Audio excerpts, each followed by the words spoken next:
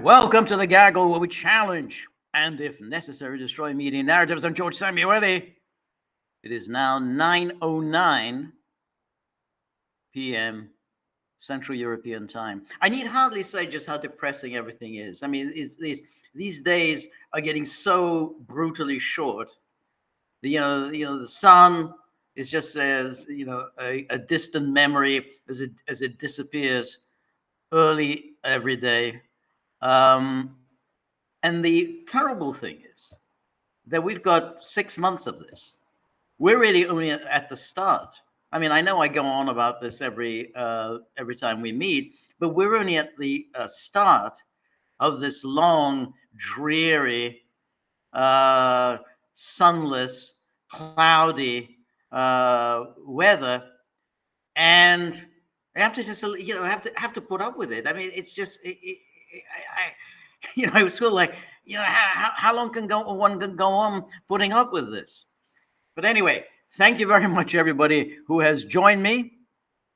I very much appreciate it, despite this regular dismal opening. But I really appreciate that you're here and that you'll join me for this live stream.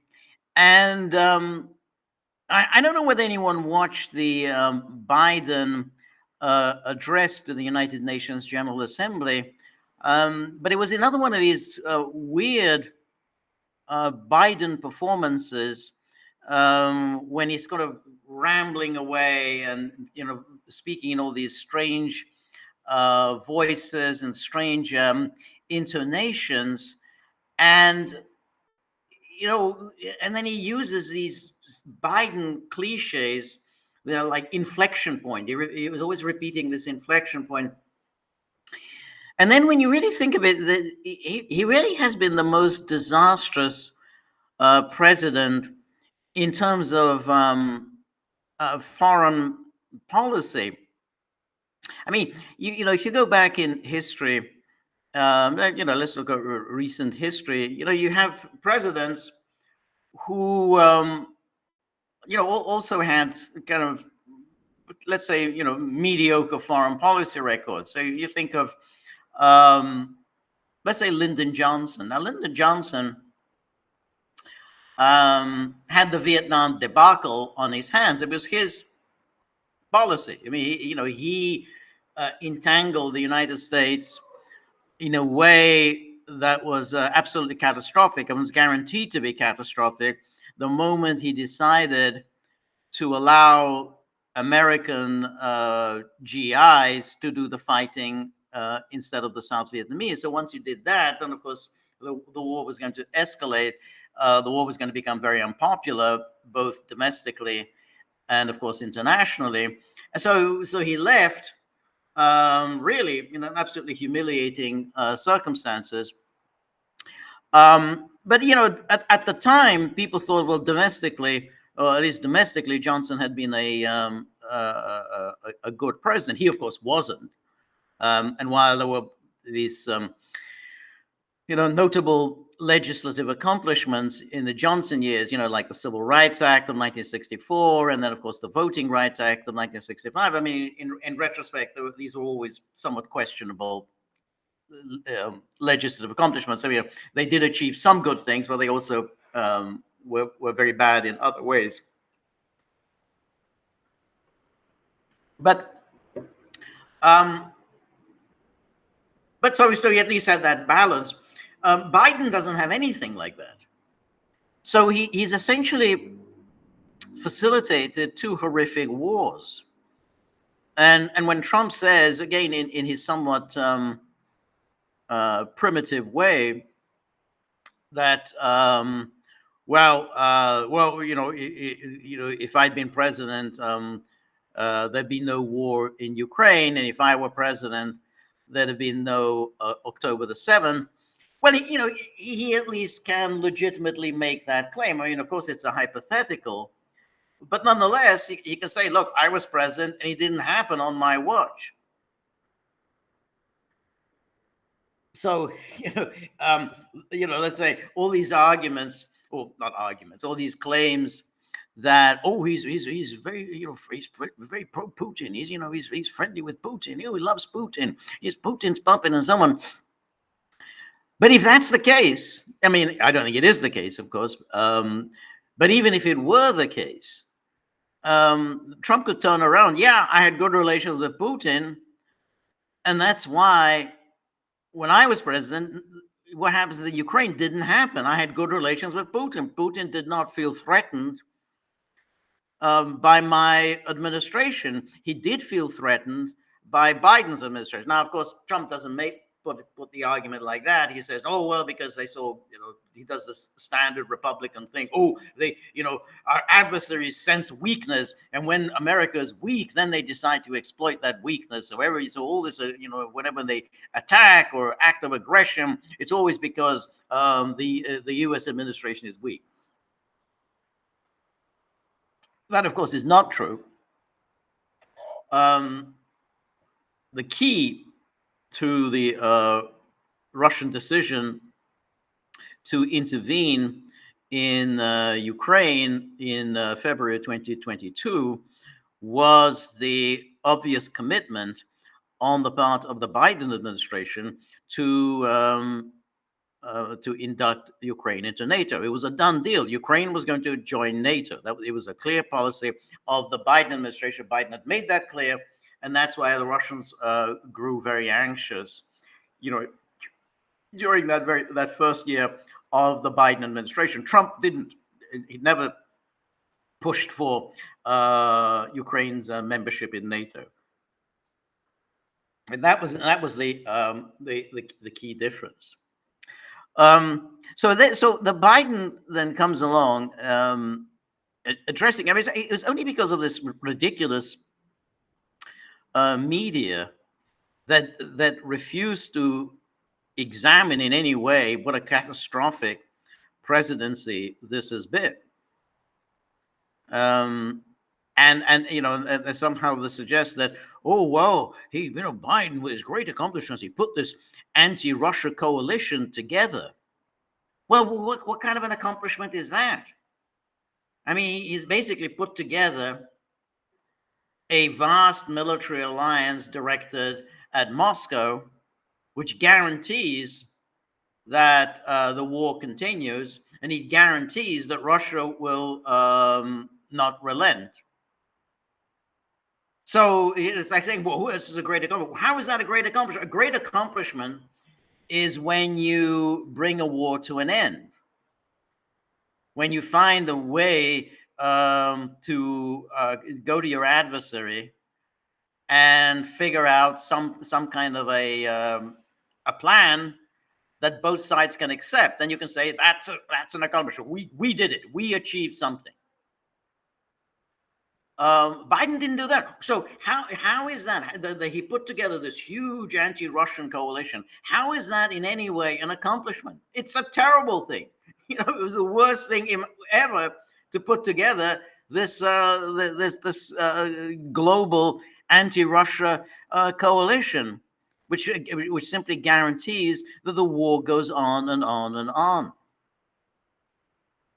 And then the same goes for the war in Gaza, which again Biden, who has effectively given a blank check to Israel, even as he has ridiculously, or he or his administration, or whoever is setting policy within his administration, even as they mumble and mutter to reporters, well, we're very unhappy with Netanyahu. We're not at all happy with the Netanyahu government. We're not at all happy with Israel's obduracy. But in effect, he has given Israel everything that he wants, and just anonymous spokesman mumbling things to the media, that doesn't count. Because essentially you making sure the war continues. And keep in mind, all the various red lines or that Biden set, or some of the things that he insisted that Israel doesn't do, Israel went and did it. I mean, don't go into Rafah. Okay, well, so Israel went into Rafah. You gotta, make sure you protect civilian lives. Israel doesn't bother to protect civilian lives. So he goes through this theater that somehow, we're rebuking Netanyahu, but essentially Biden administration has facilitated everything that Israel has done, and down to and including this nonsense, this ridiculous, pathetic, contemptible charade that the Biden administration has gone through, which is somehow then negotiating a ceasefire. We're trying to negotiate the ceasefire. We're trying to work out a deal. We're very close. We're just a few inches away, just very, very close. We're up there, and again, the media just regurgitate this. Well, how's the ceasefire going? How close are we to the ceasefire? Is this going to be a problem for the ceasefire? Sure, is Israel blowing up these pages? Could that affect the ceasefire? Well, that's very good. So Netanyahu's sort of making life difficult. Making the achieving the ceasefire a problem. It's all a fraud. So this creature goes to the UN General Assembly, talks this absolute rubbish about somehow his accomplishments. He obviously has been the worst president in I don't know how long. I don't know. I probably ever. You'd have to persuade me who was worse. Worse in a consequential way. There've been mediocre presidents. That goes with the territory. But it's hard to say who was worse than Biden. And remember, Jimmy Carter was excoriated, but that was always a little unfair because while Carter, as a personality, really wasn't much of a leader. He was a bit of a Sunday school teacher. He was just a moralist, and he was he didn't quite have the the sort of qualities of a leader, the swagger of a leader. But nonetheless, all right, the fall of the Shah of Iran was blamed on him, and that's fine. He can take the rap, but nonetheless, the fall of the Shah was the fault of the Shah. He was a terrible leader. He was always an incompetent, buffoonish figure. He fancied himself as a kind of Ataturk figure in Iran. He never understood he was just hoisted into power. He never really understood the Persian people. And then, the disaster happened, all that money, that came into his hands after the oil price hike of following the 1973 Yom Kippur War, it completely corrupted him, and he really went to town, and he was a total disaster. And yes, Carter supported him, as had all American presidents. Richard Nixon hailed him as a great partner in the Middle East. He was, the Nixon doctrine revolved around the Shah of Iran and Saudi Arabia, who was the King Faisal, I think was at the time of the King of Saudi Arabia. These are the key figures, of American global order. And of course, he wasn't. He was a totally out of his depth, and there was nothing Carter could do to save him. But nonetheless, the fall was blamed on Jimmy Carter, and then of course the Soviet invasion of Afghanistan was again blamed on Carter. And in a way, it was Carter's fault, but not in the way that most people had understood it to be Carter's fault. Because again, at the time, this is always the familiar argument of the neocons and the war hawks and the rest, just as they're saying it today. that the reason our adversaries do whatever that they do is that America is seen to be weak. Carter was seen to be weak, and therefore the Soviets invaded Afghanistan. So just to say, oh, Biden was seen to be weak, so Putin invaded Ukraine. It's the same argument churned out regularly, in the most tiresome, stupid argument ever. But the reality was that Carter, and of course his sort of the evil genius who powered his foreign policies, Zbigniew Brzezinski, had used Afghanistan to provoke the Soviet Union. I mean, this was a deliberate strategy to stir up Islamism in Afghanistan, because it was create problems within the Soviet Union. The Soviet Union had a very, very large Muslim population, and by stirring up Islamism in Afghanistan, they thought that this was going to create problems for the Soviets, and the Soviets agreed. They thought this is going to create problems for us, and that's why they thought in terms of installing a pro-Soviet regime, well, not necessarily communist, but at least a pro-Soviet regime that would actually be able to deal with the problem of Islamism. And they experiment with a variety of leaders, because Afghanistan had up until then been quite neutral and had good relations with the Soviet Union. But the guy who was leader of Afghanistan at the time, I think his name was Amin. He was playing both sides of the street, and they were afraid that first of all that he wouldn't be able to deal with the Islamic problem, and he was essentially working with the Americans, despite the fact he was pretending to be friends with the Soviet Union. He was actually working with the Americans. So they wanted to get Amin out, and then they put their own person in. In those days, the Soviets were quite effective in when they achieved these things. I mean, so the Afghanistan intervention was a brilliantly executed maneuver. They moved in, boom, Kabul, killed Amin, and then installed the guy Babrak Karmal, and then again, I mean, so once they had Kabul, that means they had a government in place, something they didn't achieve in Ukraine, which is to get a government in place. You have and then you can say it may be a puppet government. Obviously, it's a puppet government, but it's actually going to do what you want it to do, and that way you can accomplish your goals. But if you don't have that government in place, it's going to be very hard to accomplish your goals. But they did that in Afghanistan, and they did achieve things. They certainly achieved a lot more in a shorter period of time than the United States did in Afghanistan, because they did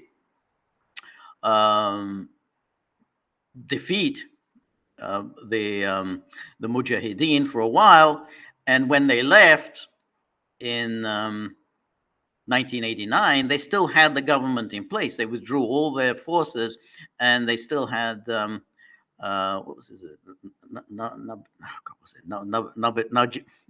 Najibullah. I think Najibullah was the name of the guy who was in. He's the one who took over from Babrak Karmal. So he was still in place in Kabul. And I could say, well, we achieved something. He didn't last very long, admittedly, because the Soviets completely pulled the plug under Gorbachev and Yeltsin's ineffective leadership. But anyway, that's by the by. I'm just going back to the Jimmy Carter acted recklessly in Afghanistan. I mean, they pursued a strategy.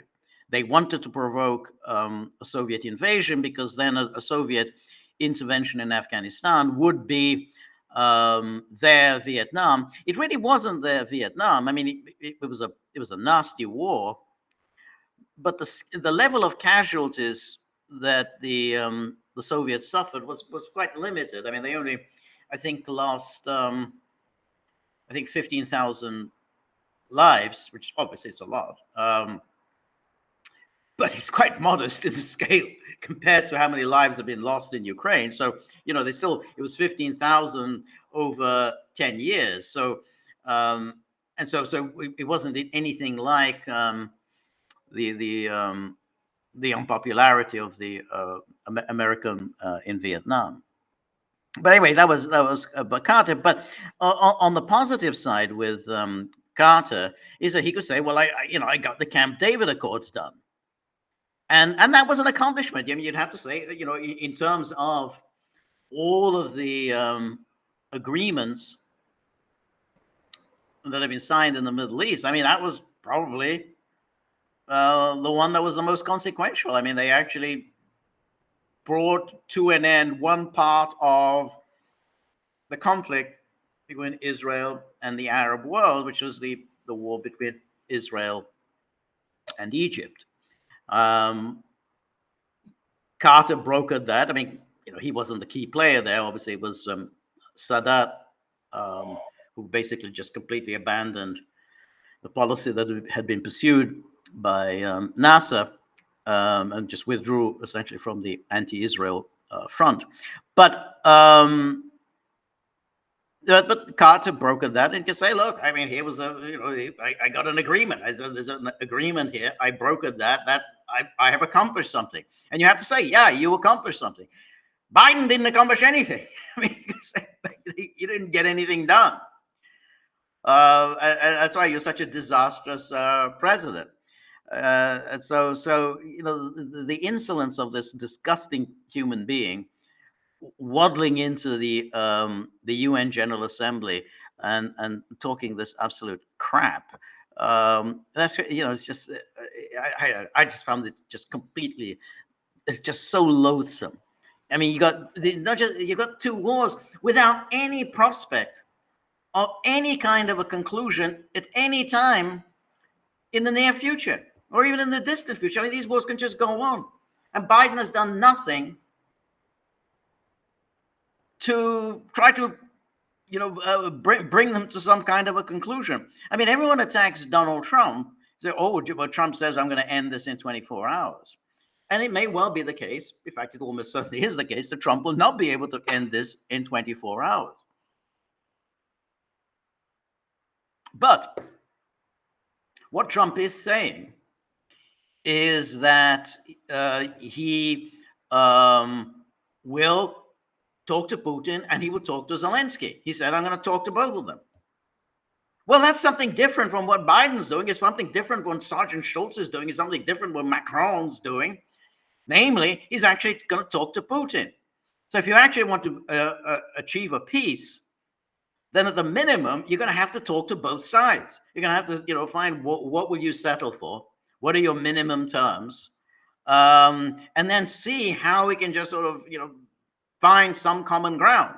Again, it's difficult, but by no means is it going to be achievable. But no one even talks like that. It's all about, well, how much more? If we send these missiles to Ukraine, will that be enough for Ukraine to get itself into a strong enough position to force Putin to come to the negotiating table? That's the only way that they think. Oh, well, if we do this, if we allow Ukraine to use these missiles any way it wants, will that be a sufficient incentive to force Putin to come to an agreement? Yeah, that's what we got to do. Well, how about just simply, picking up a phone and saying to Putin, look, we need to sort of sit down and negotiate. That's it. Russia and Ukraine, we can have anyone else as an honest broker. It could be the United States, could be China, whatever, India, an honest broker. But that's the only way you're going to do it. If you're going to just keep sending missiles, there's no prospect at all of any kind of an agreement. And of course, these people like Biden and all the media harridans who support Biden, male and female harridans, they never talk about this. So they just somehow, magically, you're going to have some sort of a peace agreement without actually negotiating with Russia. And so Trump just says, I'm going to do that. I'm going to get on the phone and talk to both of them.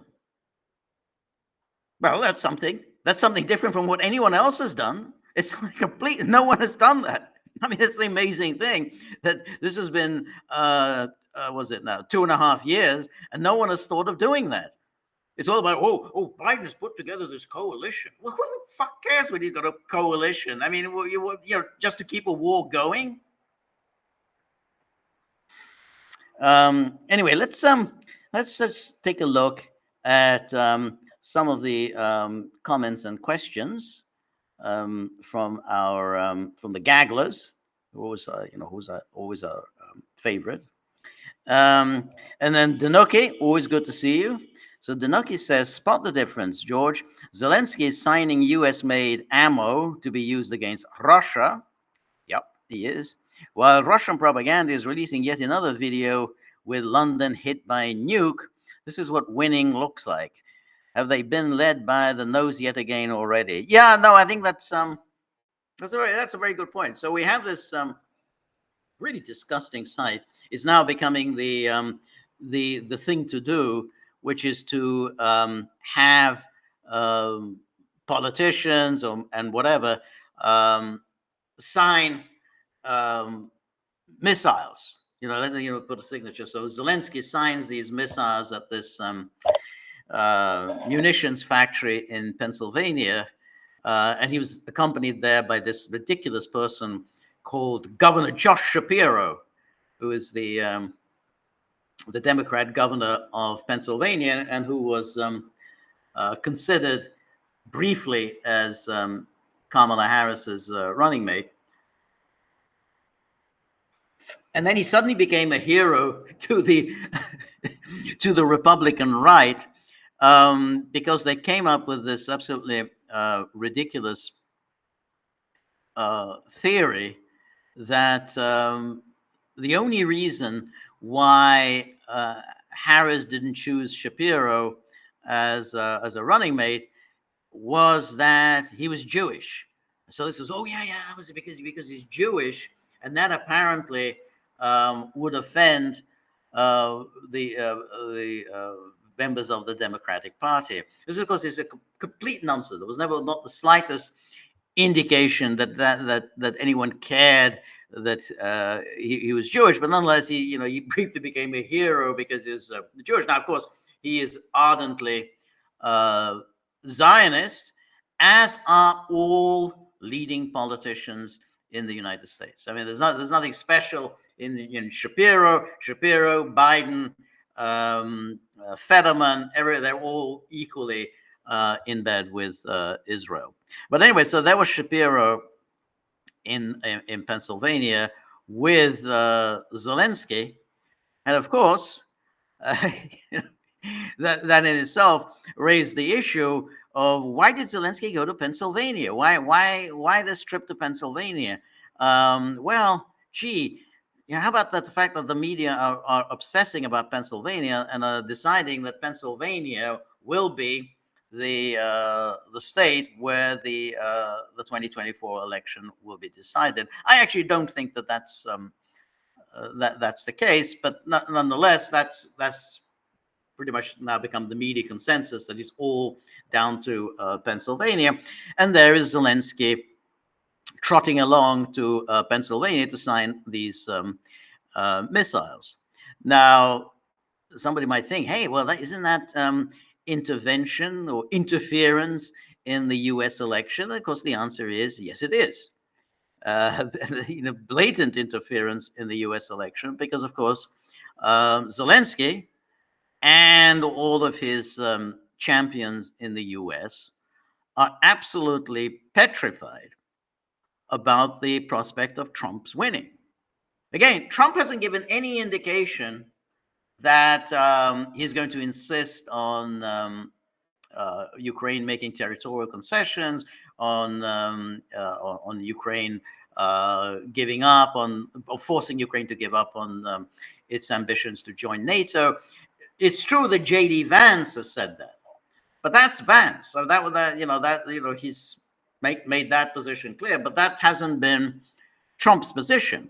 And Zelenskyy has attacked J.D. Vance. He gave this long, tedious interview. I don't know how many of these interviews can he give. I mean, I don't know what he does all day. I mean, he just seems to be giving interviews to global media pretty much all day and every day. But anyway, he gave this interview in the New Yorker, in which he attacked J.D. Vance, and again, it's it's kind of an interference in the U.S. election, and indeed, all the stories are that his pledge is, or his plea, the plea that he's going to present to Biden. When he meets Biden, I think later on this week, with his victory plan, not his peace plan. We know about his peace plan, but his victory plan will be, as the Times of London put it, to Trump-proof Ukraine aid. He has to be Trump-proof. We have to make sure that Biden makes some kind of a long-term commitment that Trump will not be able to tamper with. This, of course, is completely nonsensical, but because, of course, Trump can tamper with it. Once he's the president, he can change the policy at will. There's no way that you can Trump-proof anything. But that's kind of the story. They were trying to Trump-proof it. No, I mean, if Trump wants to, I don't know whether he does, but that is just a fantasy that you can Trump-proof anything. But nonetheless, Zelenskyy is clearly also preoccupied with this anxiety about the imminent arrival of Trump into the Oval Office, and he's worrying that the jig is up for Ukraine. Again, I don't think it will be, to be honest, but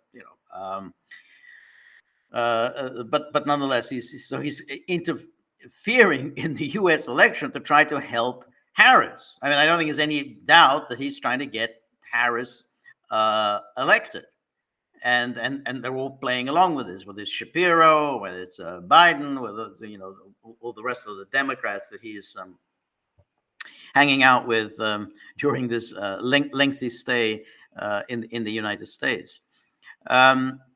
So, again, this is part and parcel of what Ukraine's been doing for quite some time. Ukraine has been interfering in the U.S. election and favoring the Democrats, because the Democrats have been far more enthusiastic about about Ukraine, the whole Ukraine project, and of course they. There's also a pecuniary interest, like the Biden family, which made out like bandits in Ukraine. So there they were, as you say, Ninochka, that the Pennsylvania and the signing of these missiles. You remember the signing of the missiles was also done by Nikki Haley. She also signed missiles. Finish them, finish them. Said, always these people always far from the action. Nikki Haley or Josh Shapiro. Oh, let me sign a missile. Boom! Now send it along the way and try and kill as many people as you can. So yeah. Now, but the video of this London being hit by a nuke was completely idiotic. It made a bit of a splash in the Daily Mail, but like everything else, I mean, when you do these things, when something is so wildly over the top and so ridiculous and so obvious that you're not going to do this, you're not going to fire a nuclear missile at London, for the obvious reason that if you do that to London, they're going to do that to Moscow, and then one assumes you don't really want Moscow incinerated, then you're not going to do this, and everyone knows you're not going to do this. And the problem that Russia has is that you're getting more and more of these people like Boris Johnson. As we talked about this on our podcast a few days ago, that there's a consensus that's growing, fueled, of course, by people like Johnson, that Putin is just bluffing. We don't have to take any of Putin's threats seriously. Putin is just saber rattling. Putin is far more afraid of us than we are of him. Putin is absolutely terrified of a nuclear war because he would lose a nuclear war. Putin is terrified of a war with NATO because he would lose a war with NATO.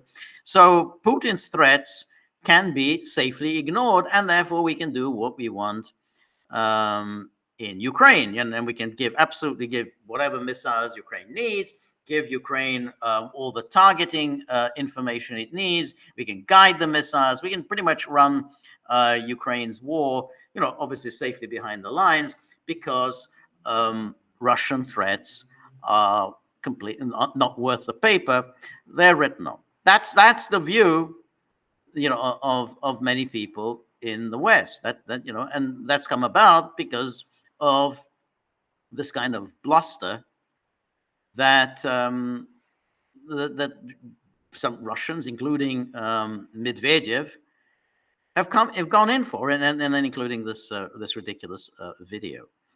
Now, earlier today I posted on Locals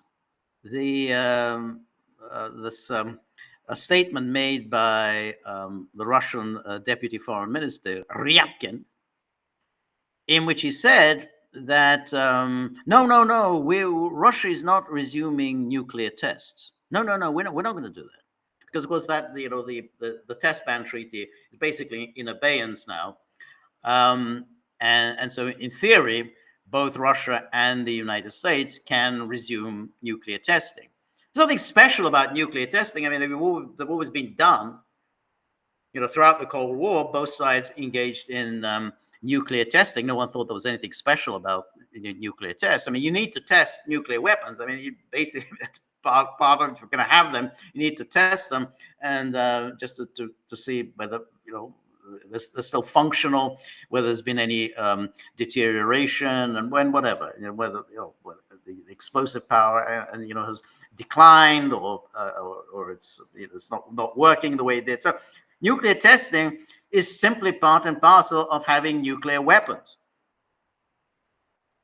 Nonetheless, it became a big thing about in the arms control era. We got to make a test ban treaty. So there was first a partial test ban treaty that was signed during the Kennedy years, and then of course then there was a permanent test ban treaty that was signed during the Clinton years. But anyway, that's now in abeyance. It's gone. Basically, that's the test ban treaty hasn't been renewed.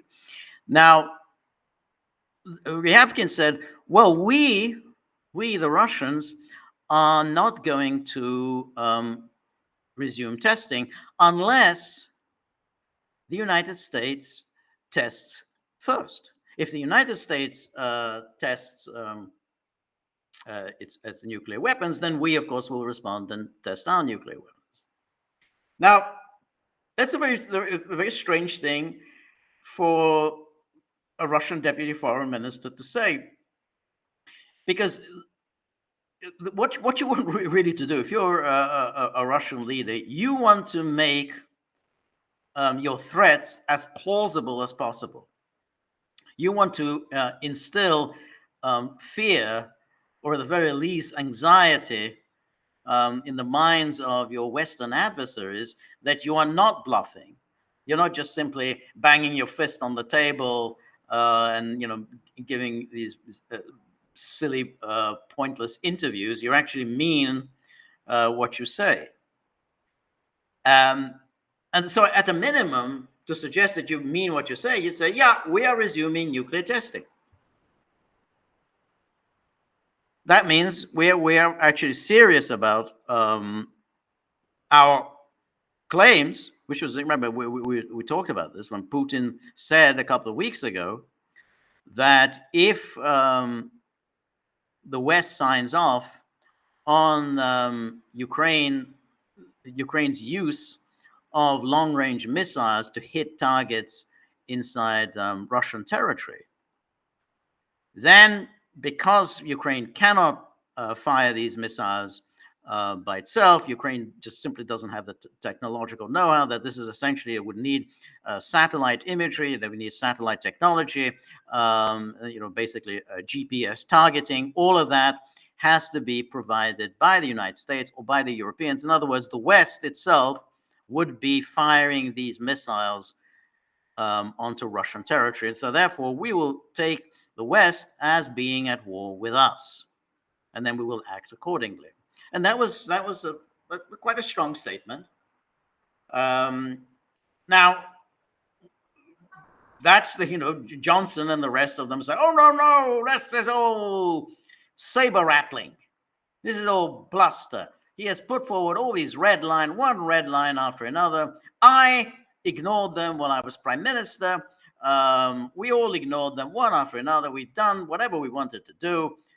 Let's be fooled by any more of these threats. And he says this, and people say, yeah, okay, well, why should we believe anything Putin says?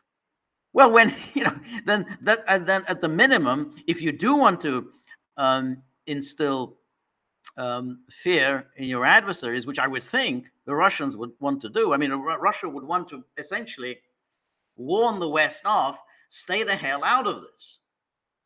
Basically, just remember Putin said this on February the 24th, 2022, that if you get involved in this, he said this to the West, you will see such things that it's beyond your even in your most horrific imagination. And, we'll say, "Whoa, what do he mean there?" That doesn't sound good.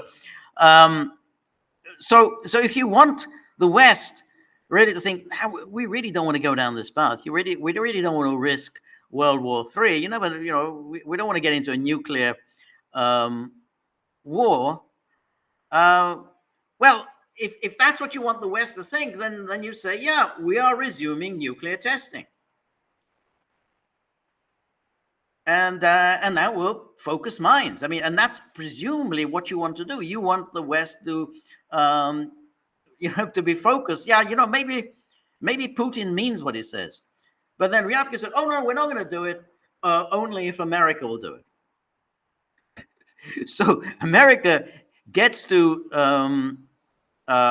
sign off on Ukraine's use of missiles to hit targets in Russia. And apparently it's up to America to decide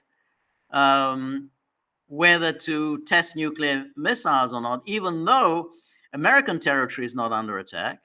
America is not under any danger of any kind of invasion of its territory. America's not at war. America's not losing any lives. But it's still up to America to decide whether they want to resume nuclear testing. So I think it's just not a good look. I mean, just at the moment when people might have been thinking, well, maybe this time, this is getting quite serious, and then here they are. They come along with the standard statement. We gotta, we're not going to do anything unless the Americans do it first. That's always the Russian response. Well, we'll wait for them to act, and then we will respond. Often they don't even respond, but we'll let them make the first move, and then we will respond. So let them kick out our diplomats, and then we'll kick out their diplomats. Let them close down our media operations, and then we'll close down their media operations, which in fact they haven't done. But anyway, as Ninochka says, we've been led by the nose. And then Ninochka quotes Nikola Mikovic, who says, Hezbollah and Iran are the Middle Eastern equivalent of the collective Kremlin, using a strategy of empty threats against adversaries while inflicting enormous damage on their own people. Yeah, I have to say, I mean, that, you have to say this. I mean, and we talked about this yesterday during the live stream with Peter, that this is a huge blow to Hezbollah. I mean, it's a huge blow to Hezbollah's reputation, because again, the story that we have been led to believe. I mean, we've been told about this amazing arsenal of missiles that they have, and nobody really knows this. This is all basically just sort of numbers plucked out of thin air about how many missiles Hezbollah has. But let's assume Hezbollah does have quite a substantial armory of missiles. But nonetheless, we had been led to believe that Hezbollah's security is incredibly tight. There is no way that you can get to any Hezbollah leader, even at the most outermost level. You can't get to him, and then you can't get to the one at the outermost level, and then the one slightly inner, and the inner, and inner. It just cannot be done. Hezbollah is just so meticulous in guarding itself and its maintaining its internal security. Well, Israel and or the CIA, we don't know how much the Americans were involved in this, clearly penetrated that security wall and did it very extensively. They knew about the shipments. They knew that Hezbollah would be getting the shipment of pages. They knew where the shipment was coming from. They knew how, I would have to assume that there were a number of middlemen between, the origin of where the missiles were made and, the final distribution point to the Hezbollah commanders. So, there had to have been a number of middlemen. Israel obviously penetrated it, and penetrated it in a way that they actually figured out at what point it would be safe to insert the explosive devices. So we have to then, so it's a humiliation for Hezbollah, the reputation that they had built up, and the reputation certainly was so much nonsense. I mean, all that nonsense had been talked 2006, and this is something that I had always assumed that Hezbollah did have very tight security, even though I never bought into the story of their great victory over Israel in 2006. They didn't win against Israel in 2006. They, we could say that maybe they held their own, but it wasn't the victory. The nonsense that somehow they crushed Israel. It didn't happen. But this is a blow to their reputation, but it's also maybe a blow to, which we don't yet know, to their commanders, because we obviously know that they killed some of their commanders, but we also have to assume that a number of the commanders were grievously injured, and so may well be out of action forever. I mean, we simply don't know what the situation in Hezbollah is. And now, I don't think it's the end of Hezbollah by any means. I think Hezbollah will survive, but its reputation as a huge Middle East player, I think, is very, very badly damaged.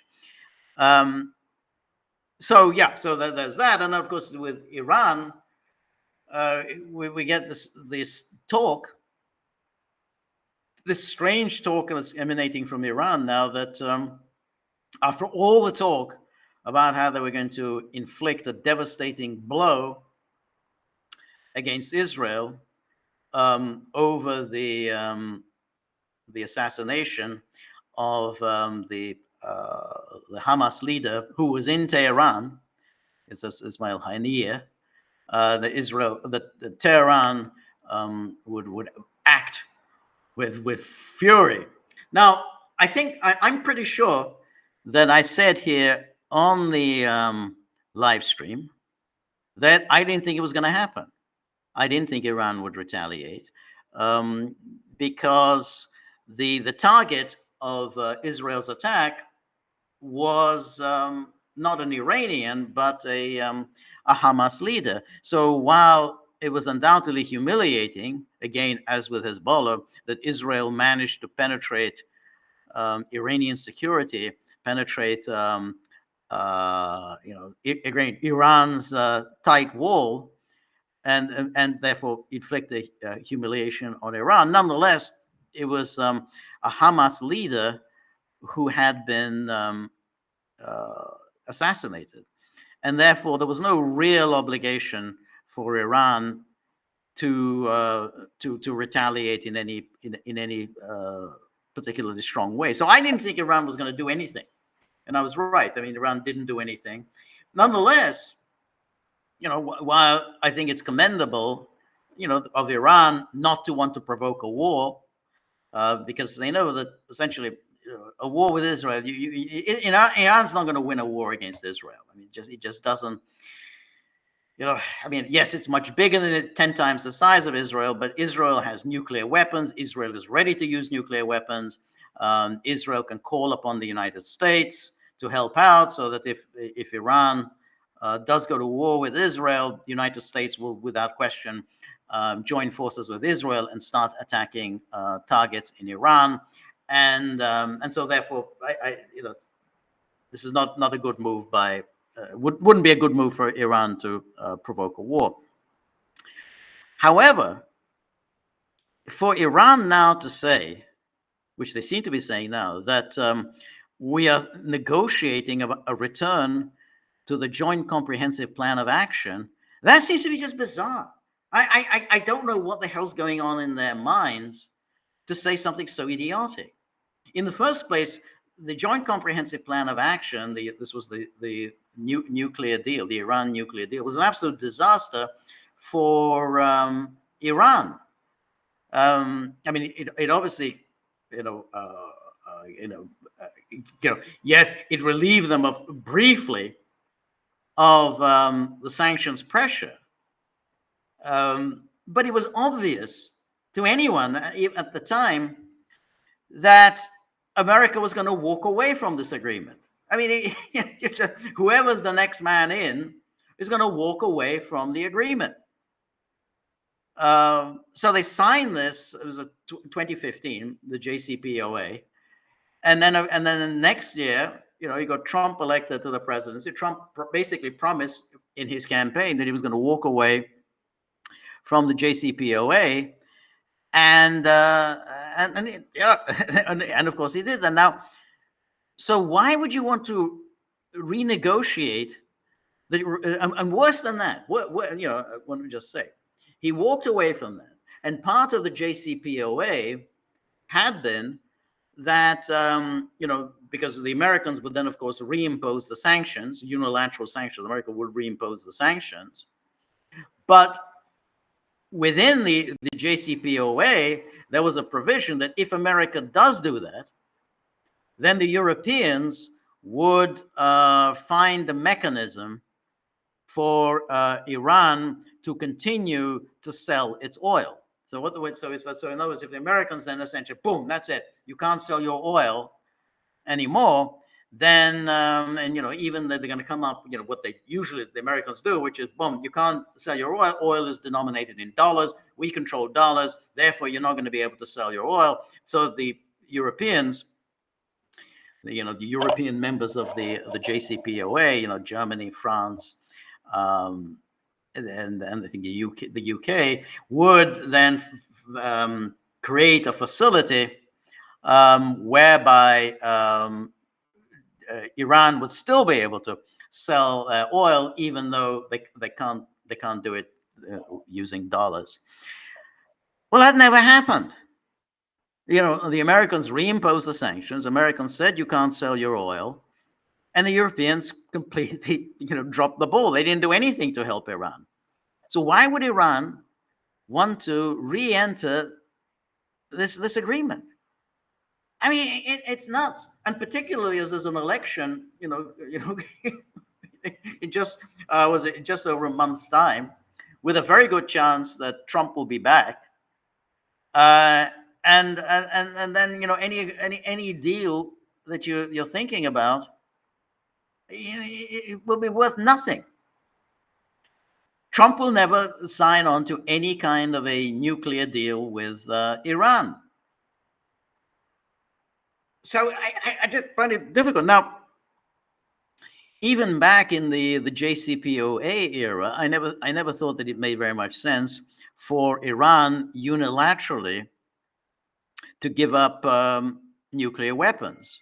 I think Iran should absolutely have maintained a nuclear program. I mean, yeah, they would have been under sanctions, but some things are worth it. Something you have to sacrifice in order to make sure that you have your security. Like that's what North Korea did. North Korea has made enormous sacrifices, but North Korea is a player. You can't mess with North Korea. It has nuclear weapons and it has delivery systems. North Korea can probably hit the United States with nuclear weapons. And North Korea did this, sacrificed a great deal in order to ensure that the Americans are not going to mess with it. Now, if you're Iran and the Americans hate you and have hated you ever since the overthrow of the Shah, and Israel loathes you, and that Israel and the United States, there's always a good chance that they're going to go to war at some point against you. You need to have nuclear weapons in your armory. You need to have a deterrence to fight them off. So why would you unilaterally give up and say, well, according to Islamic teaching, nuclear weapons are immoral. Nuclear weapons are forbidden according to Islamic teaching. I don't know if that's true. It's whether it is unlawful under Islamic law. But it's a very foolish move because we've seen, any country that doesn't have nuclear weapons gets, cracked over the head.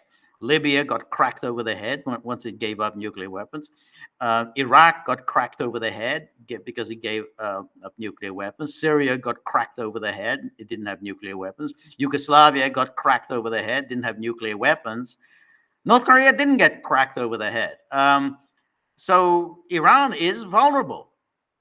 And it's quite possible there will be a war with Iran. And I don't know how Iran will be able to cope, because it doesn't have nuclear weapons, and therefore it cannot possibly win a war against Israel.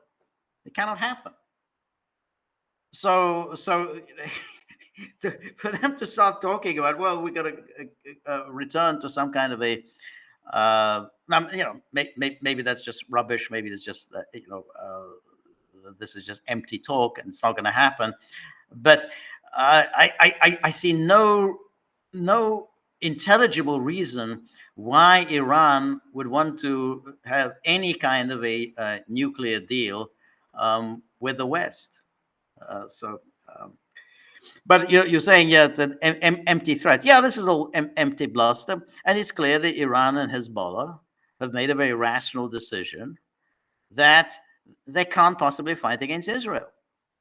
And that's why, however detestable we may find Israel, we can also say that it's quite ridiculous for all these alt media types, we know who they are, who go around saying about it, how Israel got its ass kicked by Hamas, Israel got its ass kicked by Hezbollah, they got the axis of resistance, and all these things. They're always defeating Israel. Israel's always on the brink of catastrophic defeat. Well, of course it isn't. It isn't at all. And that it's unfortunate, but you have to be realistic about it. I mean, Israel acquired nuclear weapons. It knew exactly what it was doing when it acquired nuclear weapons, and has used all sorts of absolutely devious ways to get nuclear weapons. But having those nuclear weapons has given it a real power in the Middle East. I mean, it's a population of 9 million, it's a very small country. But no one messes with it. Anyway, Robert, thank you very much, Robert. Always very, very nice to see you. Thank you very much for your generosity.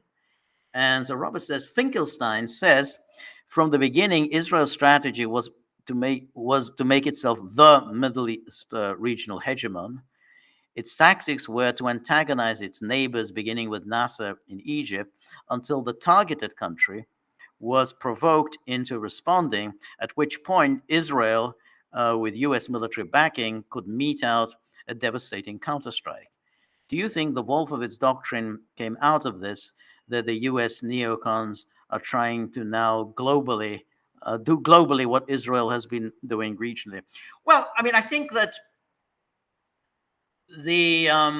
I think that they're two separate things, even though they do meet at certain points. You're absolutely right that Israel's policy has been to provoke wars that it can then respond to and claim that it's acting defensively. I mean that's its tactic, and it's been quite effective because again, because of the Western propaganda machine, because of the Israel lobby, they've gone around persuading the world that Israel is acting defensively. Now, and therefore, it's always ignored that the Arabs, particularly Nasser, who was then presented, Nasser was presented at the time as this absolute fanatic,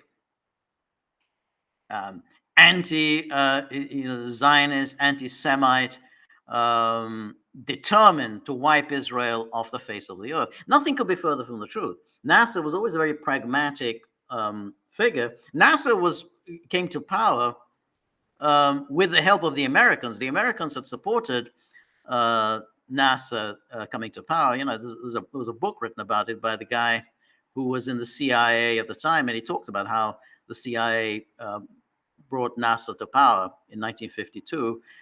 Miles Copeland. So he just wrote a book about that.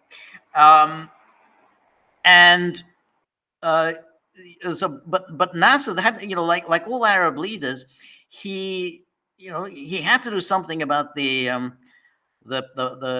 Palestinian refugee problem. I mean, it was just, you can't just simply have the state of Israel there and this massive displacement that had just taken place of the indigenous population, and that the Arabs, were not going to do anything about it. So Nasser, wanted to do something about it, but Nasser did not want to go to war.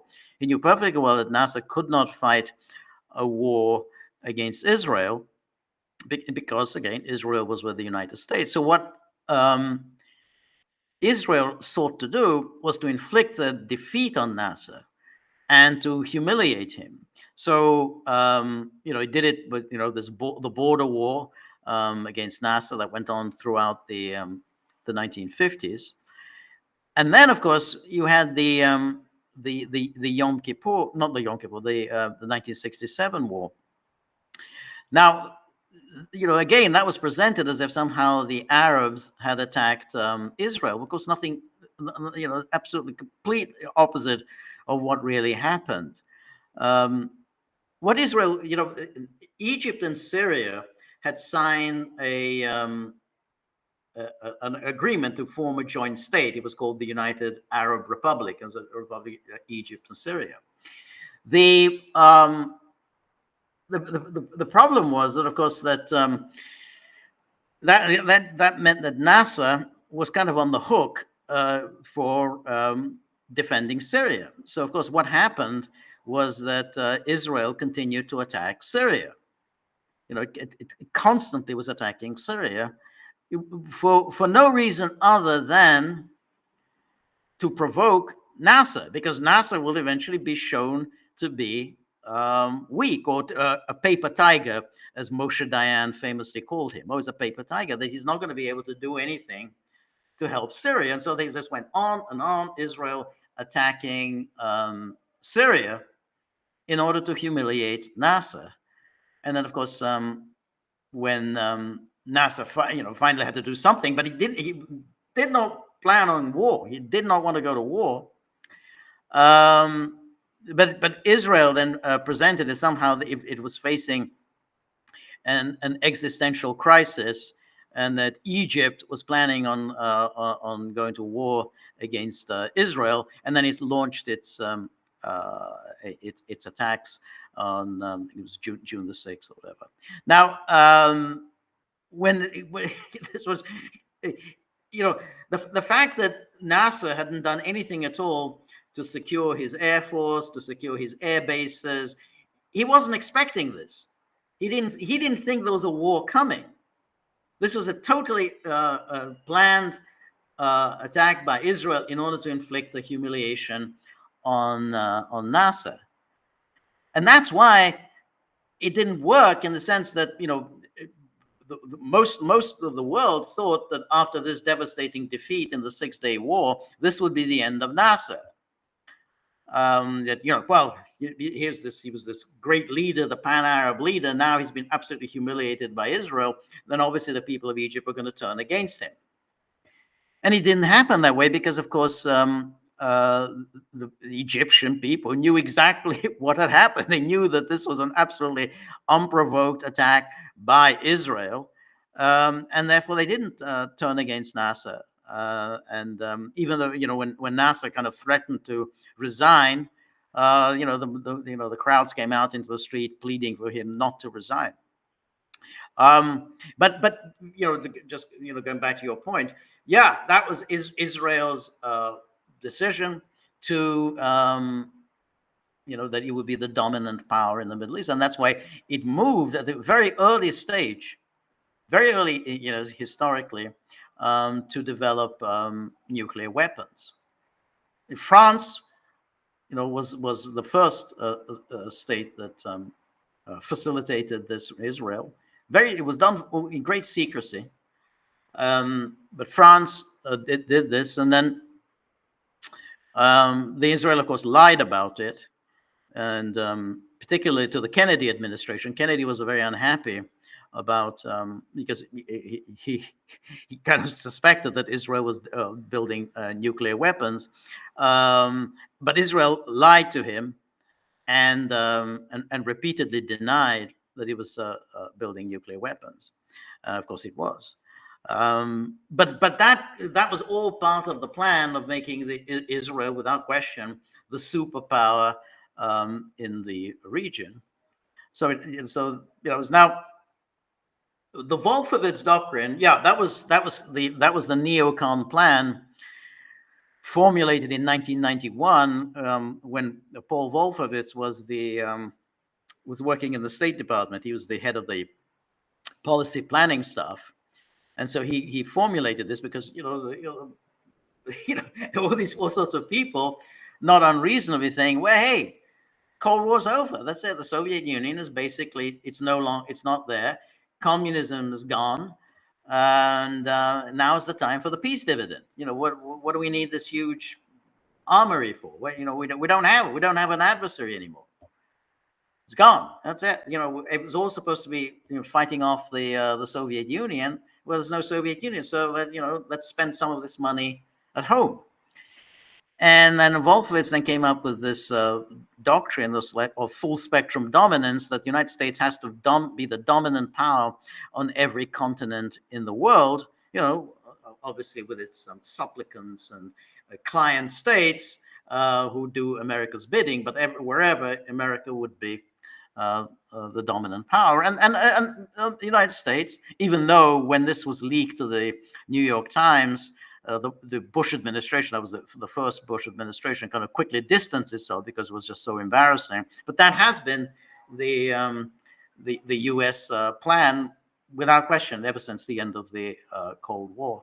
But I think that was separate, I think, from Israel. I mean, yes, the characters are the same.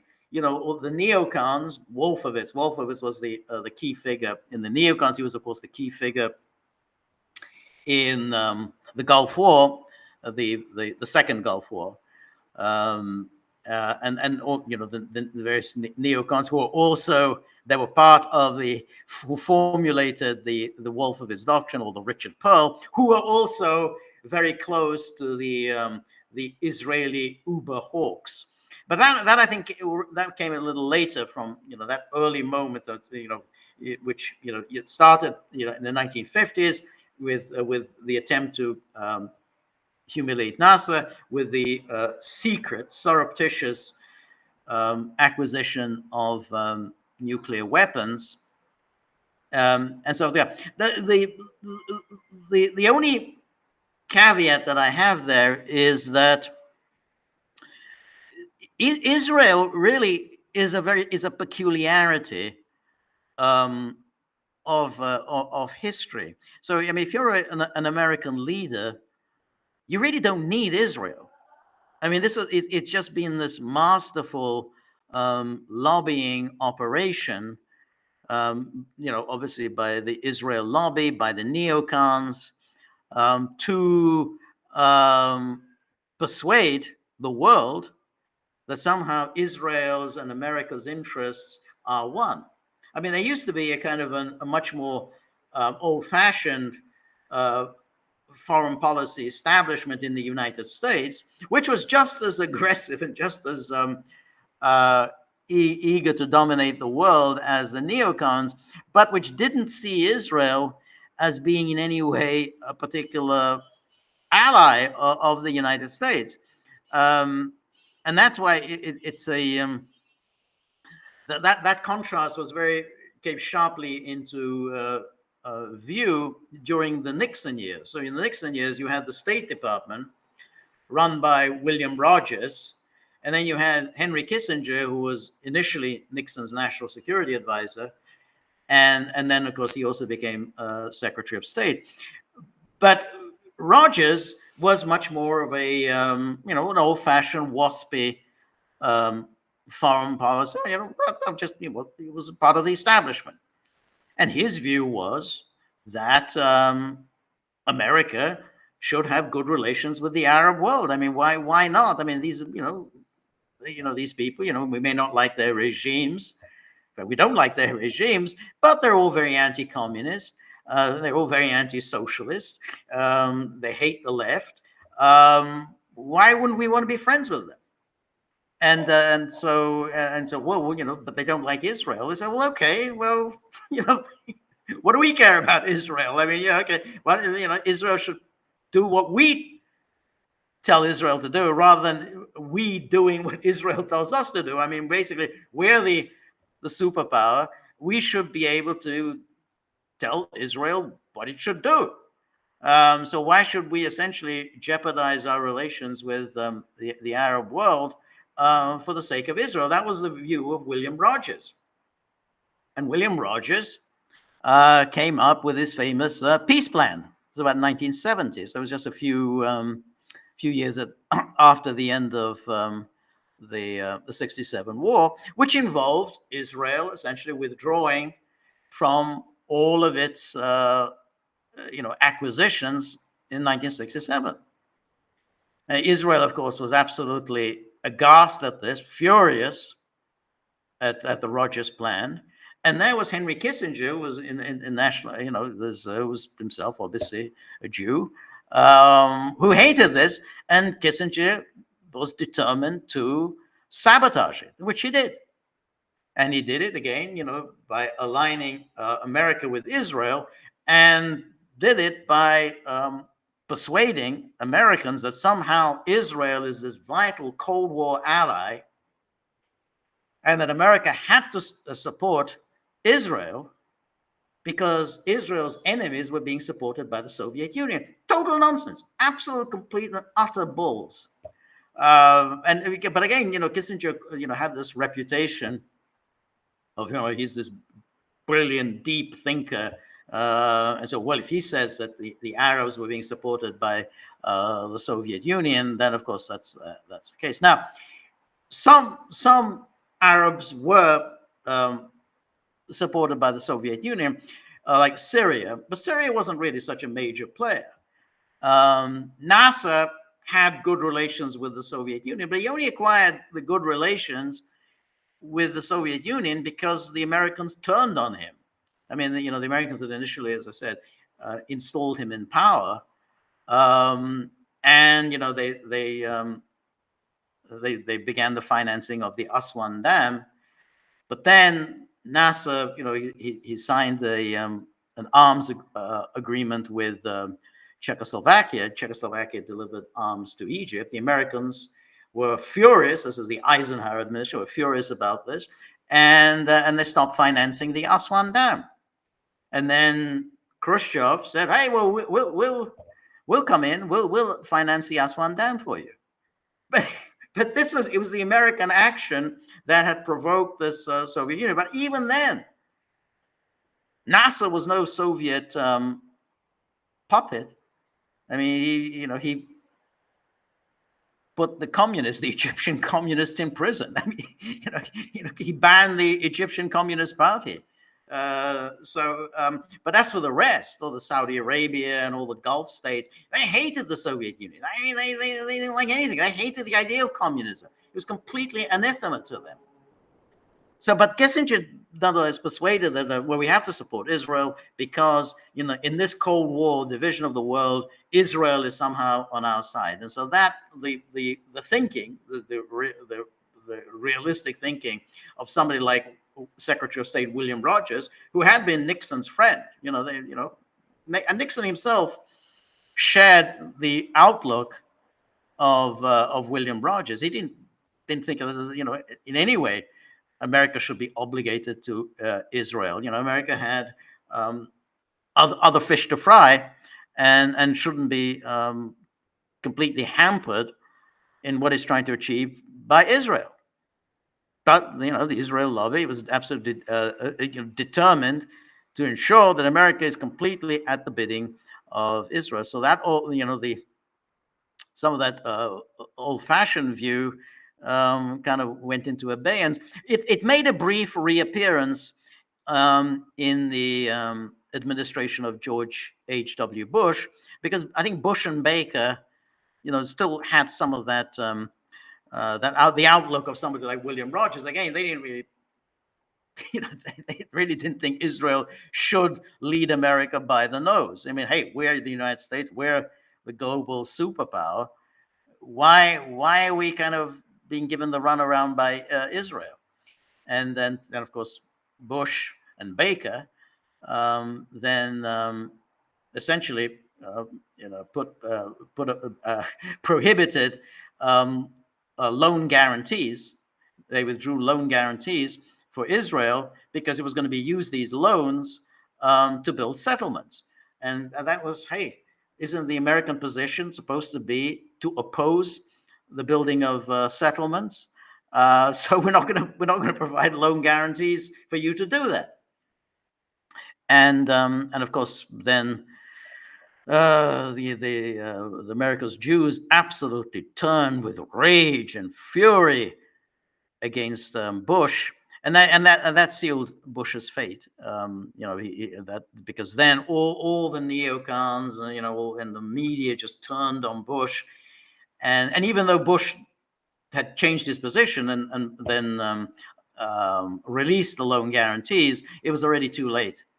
And that, I think, led to Bush's defeat in 1992.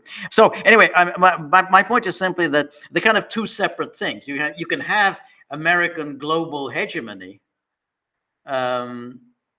without actually embracing the cause of Israel.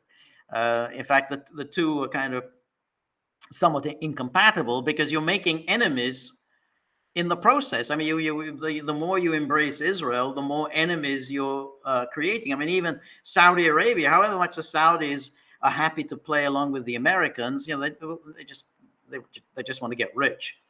There are people throughout the Middle East who are very, very pissed off with what America's doing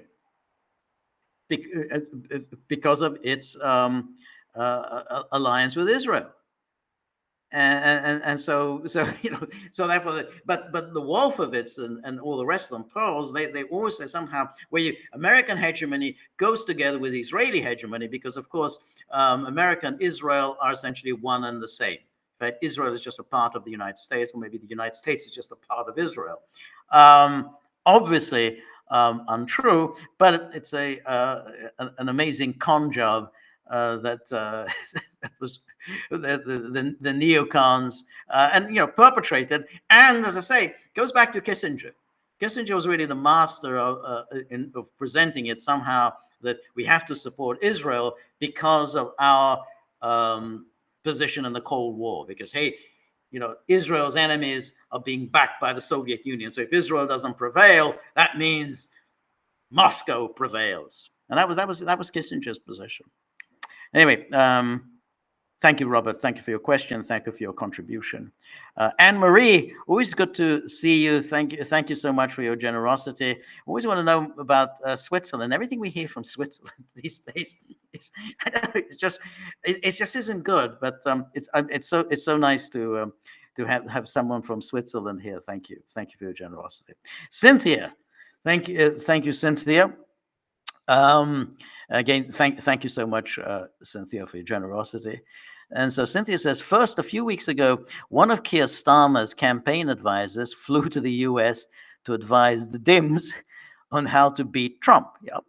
Then this week, Zelenskyy flew to the US to stump for the Dems at a bomb factory in Pennsylvania. We talked about that.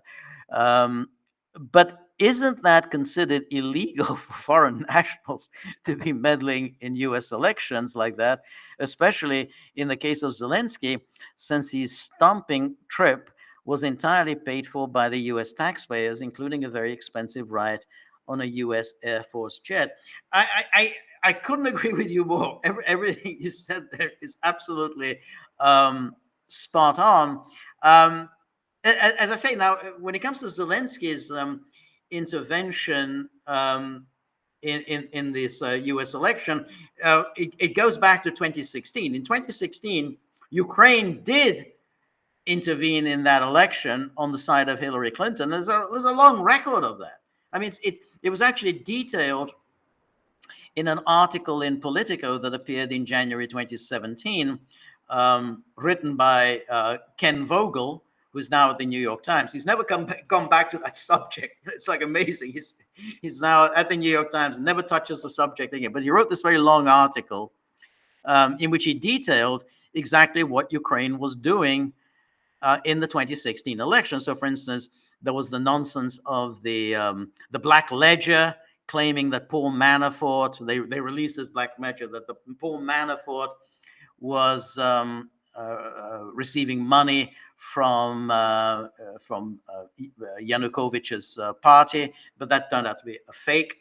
Then there was the extensive lobbying campaign by this Ukrainian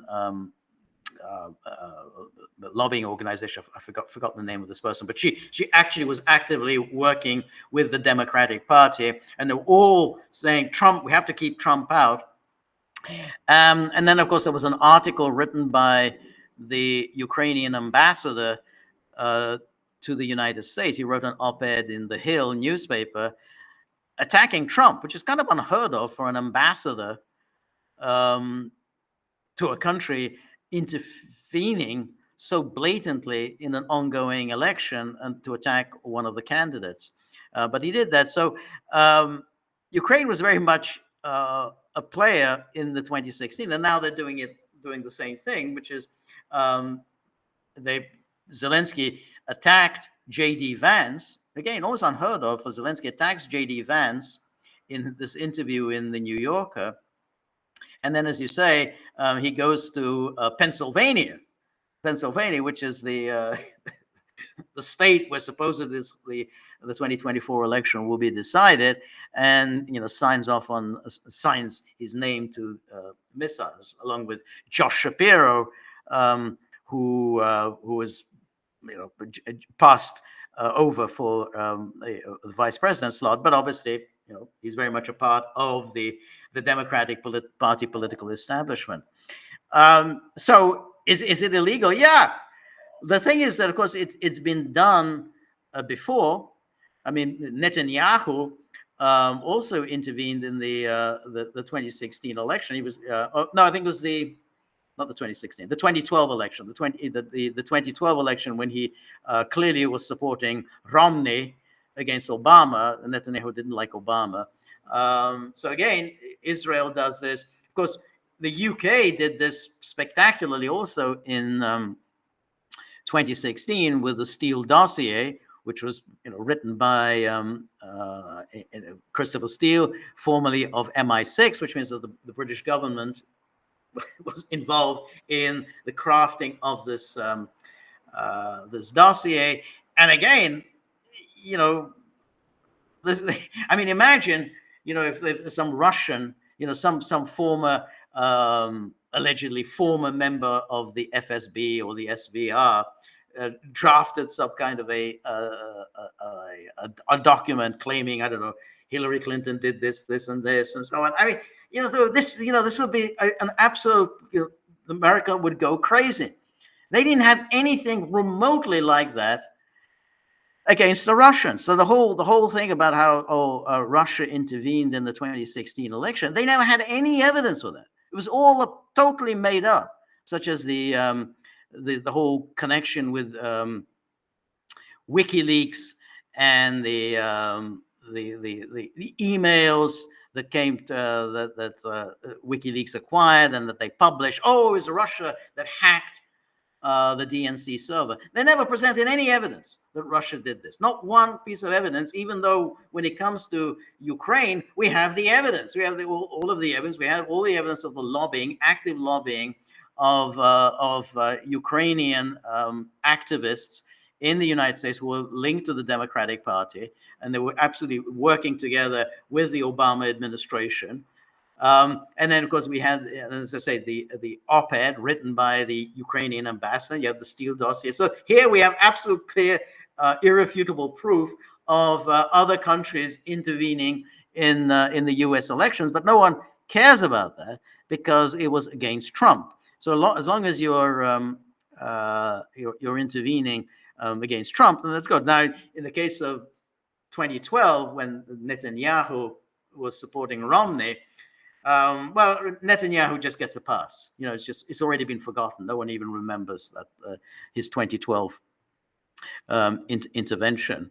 Yeah, you're absolutely right, Cynthia. It's completely outrageous that this is done. But it's just par for the course.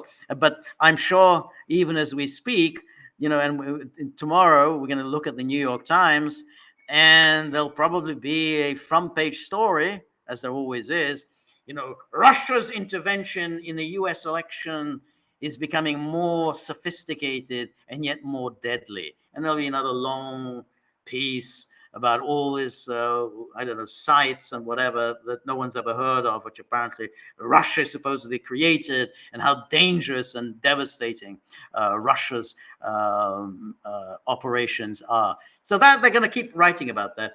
But this flagrant intervention by Zelenskyy, that's just going to be ignored.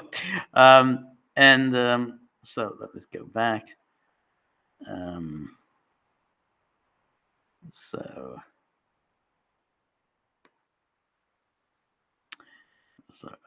Okay. Then and then Cynthia says, George, I know you're getting awfully tired of me talking about some of the individuals who are linked to the exploding pages in Lebanon, but they did take the money and ran. I don't know how much money the woman in Budapest took to do the job, but the guy in Oslo took 1.6 million euros to do it. She's now in hiding while he's gone missing. Both have left a paper trail, so that should lead to their paymaster. I just hope whoever it is doesn't knock them off before that happens. I don't doubt that all this can be done. What I do doubt is whether they, the guy in Oslo and this woman who was in this Hungarian woman, really knew exactly what they were doing. In fact, I'm pretty sure that they were kept in the dark. That they were essentially just front companies, and they didn't really know. Just you set up a company here. You get this is the office space. Get a tax number, register. In Hungary, and that's it. You don't have to do anything else, and we'll pay you a nice fee for that. Well, most people will say that. Now, I'm not sure this person really exists. I don't know. Nobody has seen her. Somebody or other registered this company to get a tax number. Just to make it seems like there's a company. Somebody or other went to this address in the suburbs of Budapest and said, "Yeah, can you, collect our mail for us? We don't actually need any office space, because if you need office space, then you have to, of course, pay money. So there's no office space there, but it was there as a sort of, it's, this is the where the company is registered, and which means, any mail coming in will be collected there at this place in Budapest. So I don't know whether they really exist, but even if they do exist, whether they actually knew what they were doing, I think they didn't know. I'm pretty sure that when you have these kinds of intelligence operations, and you have all these middlemen who are there just as, to create a front, as if somehow for money laundering, as to acquire certain legitimacy for these transactions, that they really don't know. They're kept in the dark as to what they're doing. So even if they exist, and even if they're arrested, I'm not sure you can do anything with them. They'll just simply say, "I didn't know nothing. No one told me anything," and I think it's probably true. No. I mean, that whenever you have these intelligence operations, I mean, you everything is compartmentalized. You never want to reveal to anyone what else is going on, what's in the next compartment. You just, all you're told is just here. This is your part, is set up an office in Hungary, register it, and get a tax number, and that's all. That you don't have to do anything else. So yeah, I mean, that's what I think. I mean, that's how it strikes me. Now, if you investigate these things, probably, you could, I mean, in theory, you could probably get to certain people who are involved, but it's a little like the investigation of the destruction of the Nord Stream pipelines.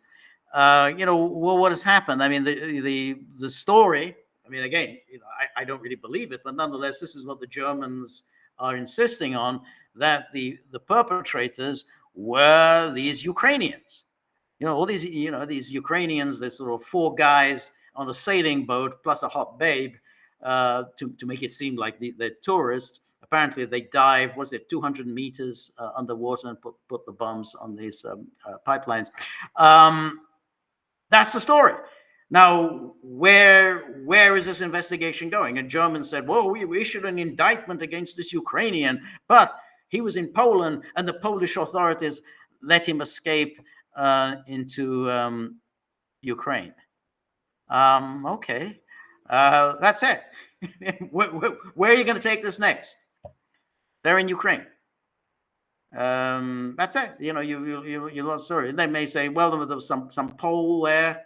The Poles are going to say, "Well, I know you're wrong. There were no Poles at all who were involved in this." So, I mean, there may well be an investigation. I don't know who will do it, but let's say, I don't know, the Swedish authorities, or just think of some country that isn't particularly favorably inclined towards Israel. They'll launch an investigation into the pages, and let's say they identify some people. Then what? They'll issue an arrest warrant, and no one's going to execute this arrest warrant. So I think it's I don't think it's going to get anywhere, to be honest. I really, it's just, you have to have, the arrest warrants are executed if there's a will to do it. They executed the arrest warrant against Julian Assange because governments wanted to get Julian Assange. But these pages, I think, I mean, it's possible. I mean, that, even if they can't get the Israelis who are behind this, it's possible that, let's say if this woman does exist and they find out where she is, okay, maybe an arrest warrant will be issued against this woman. But again, first of all, I doubt whether the arrest warrant will be executed. But even if it is executed, I just have my doubts that she's going to be able to help them very much. She's going to say, "I didn't know anything. I collected my 25 grand, What do I know about what the hell's going on? Um, I mean, she might still be liable criminally for something. I don't know, but I doubt whether she'll serve any time. So I don't think. I mean, this was a Mossad CIA operation, and I don't remember any Mossad or CIA figure ever being arrested anywhere and imprisoned anywhere for anything. So unfortunately, I kind of think that this is just going to end much like the Nord Stream investigation will end nowhere. Anyway, thank you so much, Cynthia. Richard Phillips, conventions don't matter anymore. No one cares. They're all unethical and valueless. All that matters is winning and money. Yeah, I mean, I think that's true. I mean, we talk about international law and all these conventions, the Geneva Conventions, and then you have the Convention Against Torture, and then the conventions, the Human Rights Convention, and so on. Now, they're only utilized when the West wants to be utilize them against the West's enemies. Then suddenly all the talk is about international law. But even then, they don't actually talk about international law, because if you bring up international law, someone's going to say, yeah, but what do you do that's actually in conformity with international law? So then the West talks about the rules-based order. Now, in terms of the Geneva Conventions, well, there was always you apply these things against those who are not really able to put up much of a fight. So you apply them against the Serbs. That was those war crimes trials in the 1990s, and further. Went on for 30 years. They applied them against the Serbs, and so the West really felt very pleased with itself. Well, look, we're adhering to international norms. Oh, Geneva Convention, crimes against humanity, genocide. Well, look at us. Aren't we the good people? We're really trying to enforce these humanitarian norms. But of course, it's all a complete fraud, because of course the West has no interest in enforcing these norms against themselves. I mean, but yeah, let's do it against the Serbs. Let's do it against the Syrians. So yeah, I mean, when you say, yeah, it is about power. Who wields power? Who can set up courts? Who can then appoint the judges to the courts? Who can then appoint the prosecutors? Who can then appoint the defense counsel? All of that, if we can control that, and then we can control what issues can be brought up in these courts, then let's have by all means, let's have our war crimes tribunals. So it's all of this is absolutely dishonest by the West, but the human rights racket and the war crimes racket is very lucrative, and and the West likes nothing more than doing public relations and to try to persuade the world how thoroughly moral it is and how absolutely committed it is to maintain all these conventions and human rights norms. Carlos FR says, do you think the Russian army would change strategy if Kamala is elected? It's a very good question. It rather depends on, obviously, what she's going to do. I mean, one has to assume that Kamala has no interest in pursuing any kind of a peaceful resolution. So then the question is, would Kamala pursue a more aggressive stance towards Russia than Biden has? I tend to think that she would, for the simple reason that she is of a younger generation. The Biden, however disgusting a human being he is, and however loathsome he is, he does, go back to the generation of the 1970s. So at that time, American politicians took seriously arms control talks, and there was the SALT treaty that was signed in 1972, the year that Biden was elected to the Senate, and then of course SALT 2 that was negotiated by Jimmy Carter, but nonetheless wasn't actually ratified because of the Afghanistan invasion. So he's part of that long decades era of which Americans took seriously arms control. Now, and so therefore there was always at least some measure. It goes back again to a time when the United States used to have a respect for the Soviet Union, never for Russia. There was never any respect for Russia. For the Soviet Union, there was respect because there was a fear of the Soviet Union. And so that's why Biden still remembers a time when you were afraid of the Soviet Union and you had to respect the Soviet Union. Harris has no recollection of that time. And so that's why, she has grown up in an era when you basically just don't respect Russia. You despise Russia. So I think she may well pursue a more aggressive stance towards Russia. So then what happens? Does Russia respond?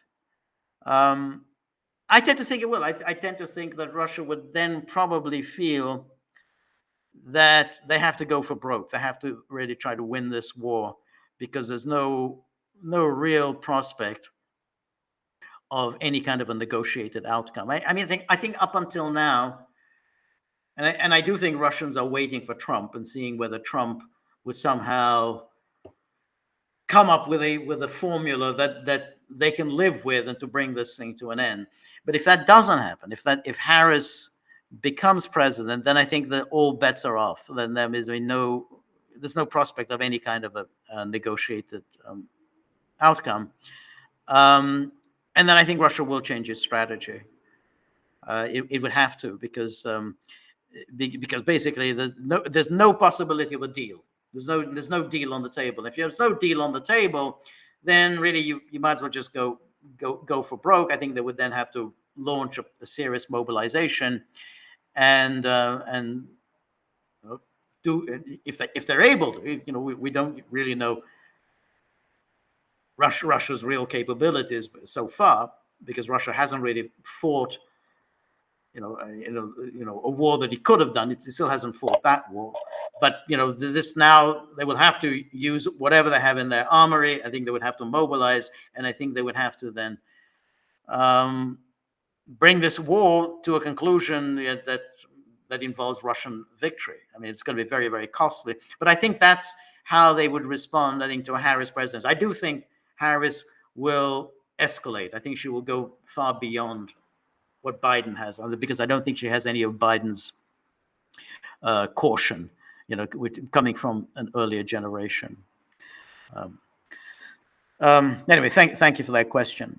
Cynthia says, another thing, George, I know there's no actual proof of this, but given that Israel has had a plan in place to lace digital devices with explosives for over 15 years, see link below. Okay, thank you for the link.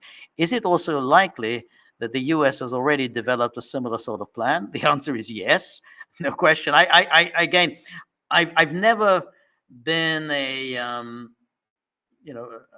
huge proponent of the idea that Israelis are 10 foot tall and they can do all these things. I don't think that that's there's any evidence. So I think whatever they have acquired, they have acquired through others. It was others who helped them do it. Just like nuclear weapons. I mean, they didn't do it themselves. I mean, they had the French who did it for them. Yeah, I absolutely think that the Americans did, and the Americans have all sorts of, even deadlier and nastier things that they've been developing, including, I think, biological weapons, which I think are an attempt to win wars very quickly and without suffering any casualties yourself. I think the biological weapons are really about mapping your adversary's DNA. So you can figure out their DNA, and therefore then you can figure out how to attack your adversaries, destroy their immunity systems or whatever. Then that's a very clean way, very quick and clean way of winning a war. I mean, I'm not saying that that's going to work, but I think that's the allure of biological weapons, and I think Americans are very heavily into biological weapons, as are the Chinese. And I think Americans and the Chinese are working together with biological weapons. I think they had biological weapons labs throughout Ukraine. I think they have them throughout Central Asia, and they're all working on the same plan, which is to map out DNA, and so how they can attack the Russians very quickly, very effectively, without suffering any casualties yourself, because that's really the problem with nuclear weapons. You release the nuclear weapons, but then there's all the radiation, and the radiation is blown back in your direction, and so you suffer from it. So nuclear weapons have never been a very efficient way of fighting a war, but biological weapons may be. So when you talk about this lacing digital devices with explosive, yeah, absolutely. I think the Americans have this. No question. And so I am not sure if the US is still developing germs to use in warfare. Yes. But I think it's quite conceivable that it has already developed a way to turn digital devices into weapons of war, including terrorism, of course.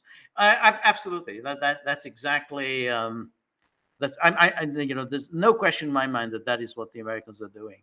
By the way, there was one thing you said that in the previous question that I didn't address. We talk about these Labour Party advisors that came to see Harris to give her advice. This is, the British have always done this. The British, of course, have a long tradition of intervening in internal American affairs. I mean, they got the Americans into World War I. They got the Americans into World War II.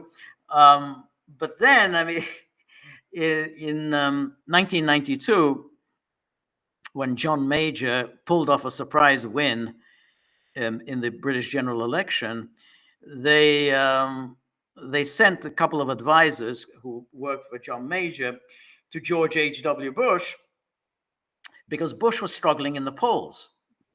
Everyone was expecting Bush to win the 1992, but he was struggling. He was clearly behind in the polls. And so, Major sent his advisors to give advice to Bush. Bush, of course, lost. The advice served no purpose, but nonetheless, it pissed Bill Clinton off that John Major should have intervened in this blatant way in the U.S. presidential election. Nonetheless, it was all forgiven and forgotten. So there's a long tradition, again, of the British, among others, the Israelis and everyone else, intervening in U.S. domestic politics, presidential politics. But apparently, we're led to believe that only Russia has done this. No one else has done this. But on this point, yeah, I have no doubt at all that that Americans have that, all sorts of explosive devices.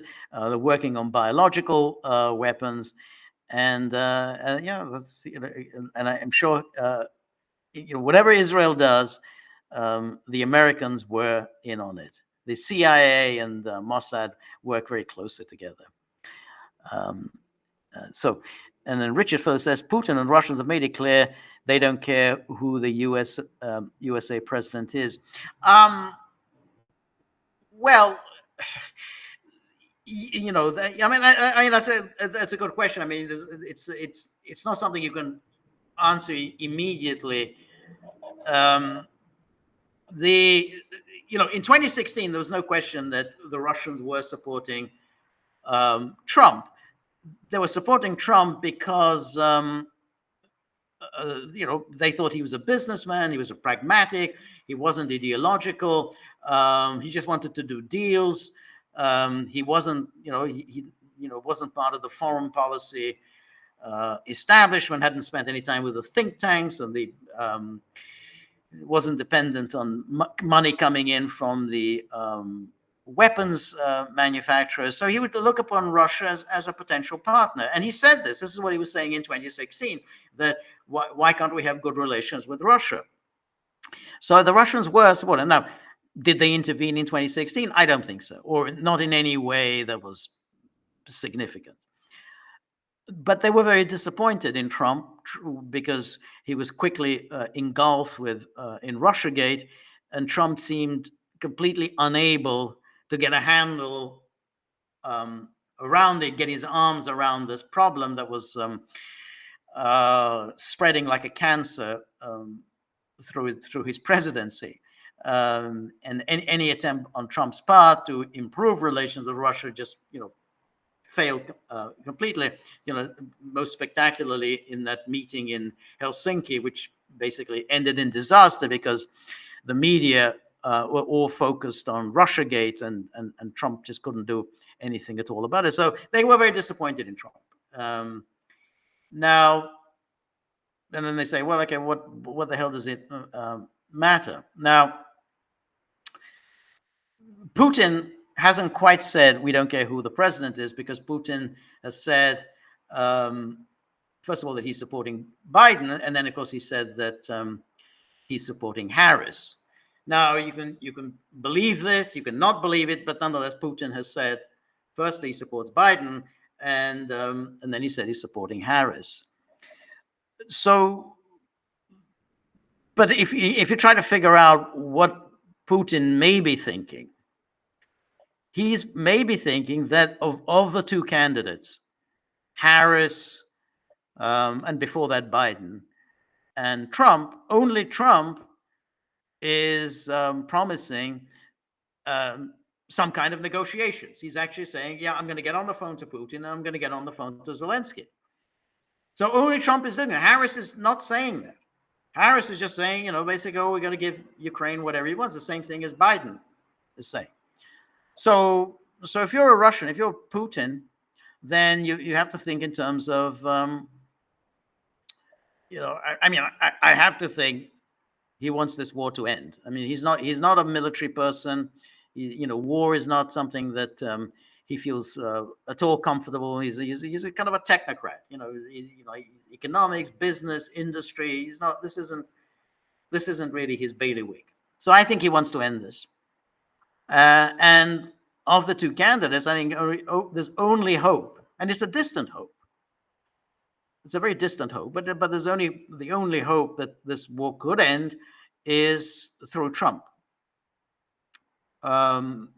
because Trump may decide, I don't want this war, I don't want this on my plate, because it's just going to go on and on. It's going to enfeeble my presidency, and it's just it's just going to be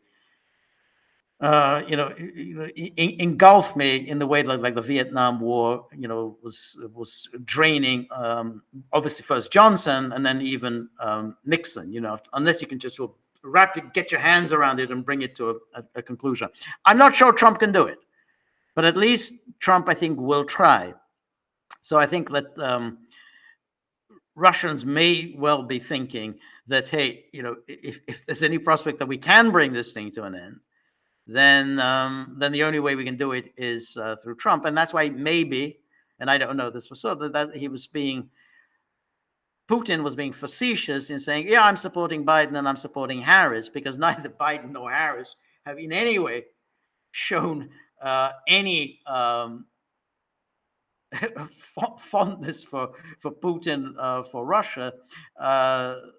So I'm assuming, again, I don't know, but I'm assuming that he doesn't want to say we're supporting Trump because he remembers the disaster of the 2016 campaign and then Russiagate. He doesn't want a repetition of that. So I think that's why I think he's going out of his way to distance himself from Trump.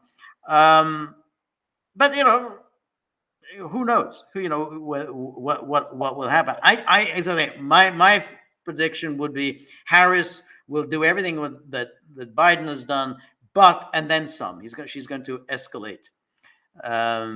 Trump may want to bring this to an end.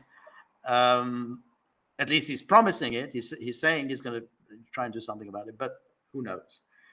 But I think the Russians think, well, if there is to be a negotiated outcome, if this thing is going to be brought to an end sometime in the near future, then the only way that it can happen is through Trump. Anyway, thank you for that question. Richard Phillips says, interesting, George has no art on the wall. He seems the types that would. Well, there is some art here, but I don't think you can. No, it's not. Yeah, there isn't over there, but there is some on other walls, but you can't see it. So there's art in front of me, but there's no art behind me. But you're right. I think there should be some more art, so we got nice art behind me as well. thank you. And then Cynthia, good. Cynthia's got ideas for some ideas for film names. I thought, Cynthia, you would ask me questions today about about Ninochka, to discuss Ninochka. I mean, I had some ideas about Ninochka, but which I don't know. We screened Ninochka yesterday in the the Gaggle movie club Monday night at the movies, and of course it's the kind of great Ernst Lubitsch classic, and I was really happy that it was runner-up in our poll of Western perceptions of Russia, Russians, and the Soviet Union. I didn't think it would be runner-up, and I was very happy that it was a runner-up. But I thought, again, somebody may disagree with Cynthia, you may disagree with me. The one thing it struck me about Ninochka is really how pliable she is. I mean, here's this a woman who, she just seems to change her mind on a dime. I mean, it's like, that. Now, I don't know whether that is that kind of Lubitsch wants to show this about women, but it doesn't really say much for her. So she's, first of all, she's this rigid Soviet ideologue in the beginning. Then she meets a man. She very quickly abandons the Soviet ideology, embraces the whole Western capitalist way of life, really within a matter of hours. Then she gives up her man, or the man that she has fallen in love with, on basically on a ridiculous idea that somehow, I can, I'll be able to get these jewels to the Soviet Union. The Soviet Union will be able to sell the jewels and whatever. But it was always ridiculous because the Countess had basically, she has no legal rights to the jewels. I mean, I don't think the French courts would have supported her claim. I mean, she may say, well, they were mine. Yeah, but they were acquired by the state.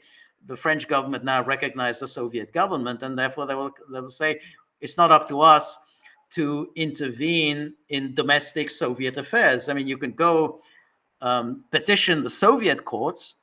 They'll say that to the Countess. You can petition the Soviet courts to get your jewelry back. But as far as we're concerned, the Soviet Union has said that it belongs to them, the Soviet government. So I don't think she had any prospect of winning the case in court.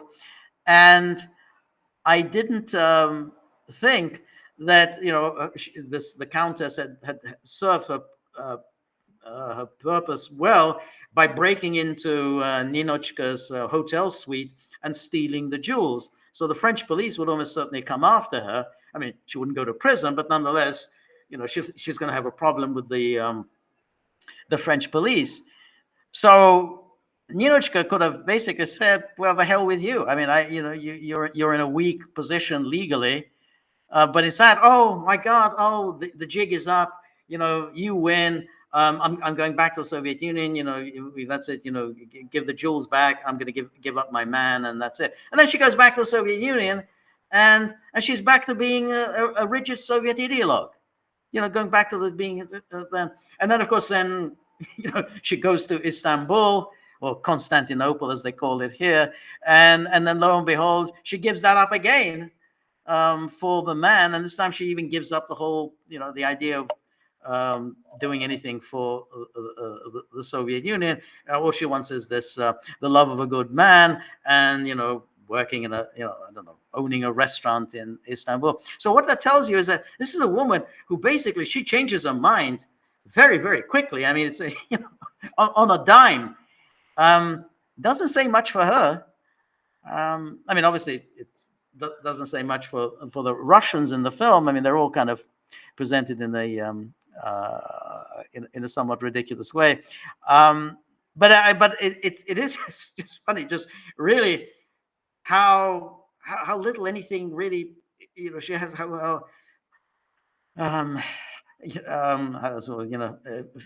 ephemeral all her ideas and beliefs are. I mean, we're all mesmerized by Garbo's beauty and her presence, but just doesn't seem to be there's a great deal there in the personality of Ninochka. Anyway, that's my take on that. So now Cynthia talks about how about a noir western? Okay, a noir western. Okay. As a film genre for movie night, here are a few lesser known films that fit the themes: Ramrod Pursuit, The Furies, The Gunfighter, Rancho Notorious, Track of the Cat, A Bad Day at Black Rock. Now, A Bad Day at Black Rock, I wouldn't have said that was a western. I mean, I think that was a day when that was when Spencer Tracy. I mean, it was one of his things about how American kind of racism, and he was, I think he wanted to, I mean, it was basically anti-Japanese racism in America. So I wouldn't have called that a western. But the others was The Man from Laramie, 40 Guns, Black Patch, The Bravados, Man of the West. Okay. Noir genre. So that interesting. So you don't want to put in the sort of classic westerns like The Searchers, which is kind of one of the most famous westerns. So these are particular noir westerns. I like the idea, because otherwise, if it's just western, it's like it'd be too big. I think that's I think that's a very good suggestion. The suggestion we had, I think a few weeks ago, somebody said about films that feature classical music prominently. So, in other words, the Gaggle Music Club meets the Gaggle Movie Club. I thought that was kind of interesting. We could do choose a few films. Amadeus, say, Death in Venice. And one or other of the Ken Russell movies, so that we could sort of feature the movies that which are about classical music. I mean, I think we could do that, and then we can do the noir westerns, or we could do the noir western first and then do the classical music, whatever people feel like. Robert says, but anyway, thank you for the suggestions. Excellent suggestions, Cynthia. I'll write down those film titles. And Robert says, I posted an absolutely shocking video of David Lammy taking part on a quiz show. That was a while ago, yeah. And not, I mean, you posted the other day, but he took part before he became foreign secretary. Lammy was asked to give his last name of the discoverer of radium, with the host even mentioning that the first name was Marie, to which Lammy replied, Antoinette. Yes. It's funny, when he said Antoinette, I thought that he was actually being facetious, but he wasn't. But what was surprising about Lammy's taking part in that quiz. I mean, if you know that, you're kind of a bit dumb, and you don't really know much. You just, whatever you learned at school, you've long forgotten, and you probably didn't learn anything at school anyway. If you know you have difficulties with general knowledge, not knowledge about anything, pretty much, don't go on a quiz show.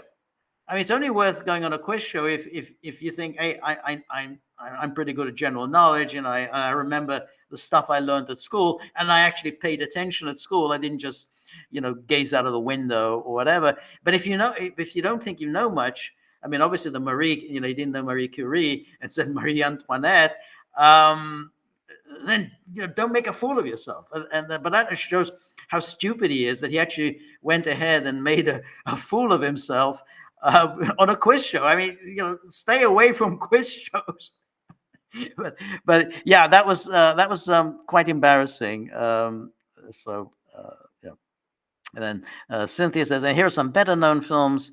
Okay, so you've got the other films, although and then you've got the Anthony Mann films, My Darling Clementine, High Noon, then they could swirl. The thing is, I mean, I think a lot of them are kind of Western, but High Noon is it was always a real question whether High Noon is is really truly a Western, rather than essentially it was about a film about the McCarthy era, well, the McCarthyism.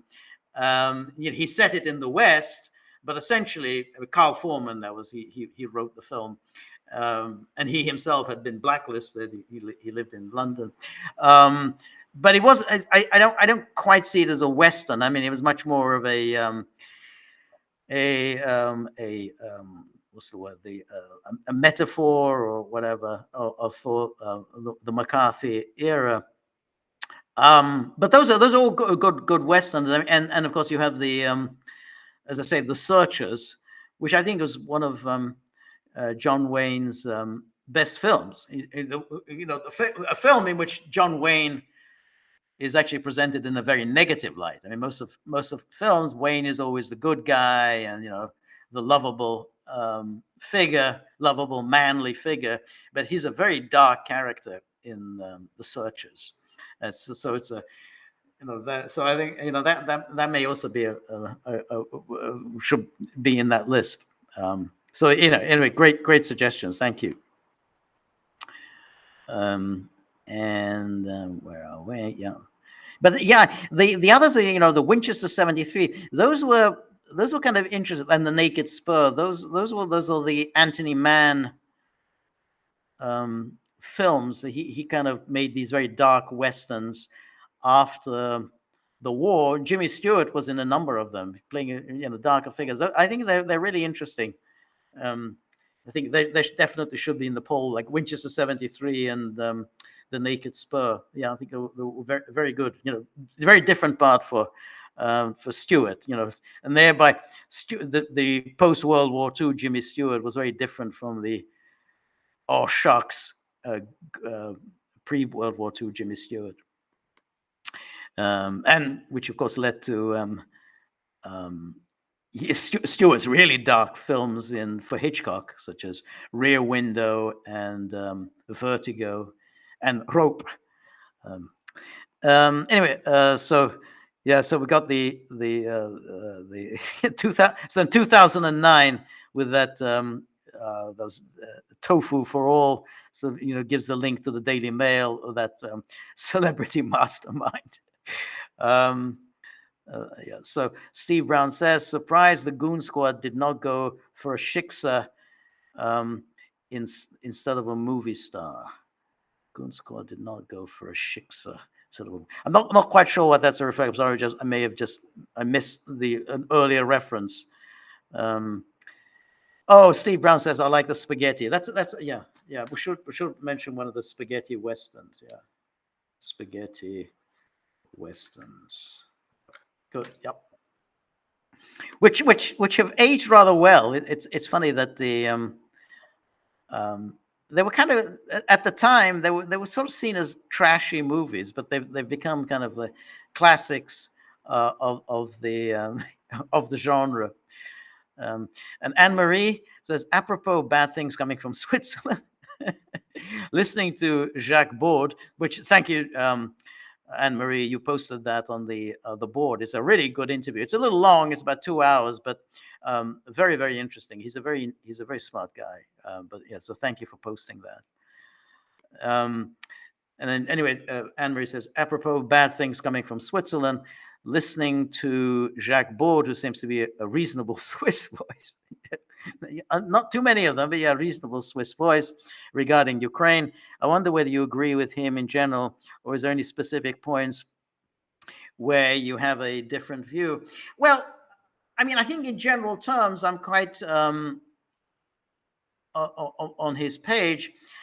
I guess where I would differ is that I don't think, which, I mean, I've said this before, I don't think Russia has handled this war particularly well. I think that they didn't really have a clear enough strategy going forward. I mean, on the causes of the war and all the provocations, I'm absolutely in agreement with him. But how Russia handled this war, and how Russia's kind of got itself into a very difficult situation, there I'm not sure I entirely agree with him, because I think Russia really needed to use overwhelming force in the beginning, which is, I think, again, as I said before, if you're going to win if you're going to try to achieve what you want to do, which in this case was regime change in Kiev. I mean, there was no other way to go about it. You needed to get a regime change in Kiev. You had to use overwhelming force, and you had to use it quickly. So catch everyone by surprise, shock everyone, shock the world, act with absolute ruthlessness, and present the world with a fait accompli. I mean, yeah, everyone will be screaming and you know, for a week, 2 weeks, maybe 2 months, but once it's done, it's done. And that's why when I was talking about earlier with about Afghanistan, that was a masterful how they did it. It was a absolutely first-rate paramilitary operation. They sent in their not paramilitary, a paratroop operation. They flew them into Kabul. They seized the presidential palace. They executed absolutely on the spot the president, and then they installed their man in his place. I mean, that's what you do. That's what you do. You go in, you kill the president on the spot, and then you install your man. You know, Babrak Karmal in Afghanistan. That's how the Soviets used to do it. You know, and that's how they did it in Hungary. It was very quick. It was overwhelming, and before anyone has even figured out what's going on, there's a new government in place. The old government has been arrested. They will be executed, as they were in Hungary, and that'll be that. You know, the world will scream for a few weeks, a few months, but that's it. Then they'll accept it. There's nothing you can do about it. And that's why I think that Russia failed to achieve that, and I don't think Baud fully, acknowledges this. And I think that by doing what it did, Russia allowed the West to get more and more involved, and that's why Russia has unnecessarily suffered a great deal. Russia has suffered huge casualties because it failed to deliver the fatal blow immediately. So when you start a military operation, you have to deliver it right away. And then you can minimize your casualties later. But now, by allowing the West to get so involved in Ukraine, essentially, Russia has suffered considerable casualties unnecessarily. So so that's and there I think I disagree with him. I think he's much too impressed, I think, by Russia. So I think I kind of separate Russia's cause, which I think is right. I think Russia was perfectly justified in doing what it did in February 2022. But I don't think that that they went about it in the right way. And I think now Russia is in a very difficult position. But anyway, but thank you. I'd be interested to know, Anne-Marie, what you think. Do you agree with what Board said, or do you agree more with what I say? So if you feel like it, you can just say a few sentences. Steve Brown says, so there's a nice little picture there. Steve says, part of the Assange deal for release must have been to keep a low profile. Yeah, I think so. I think it was a low profile, and whatever material that he had, particularly on Russiagate, he must have an awful lot of material. That's gone.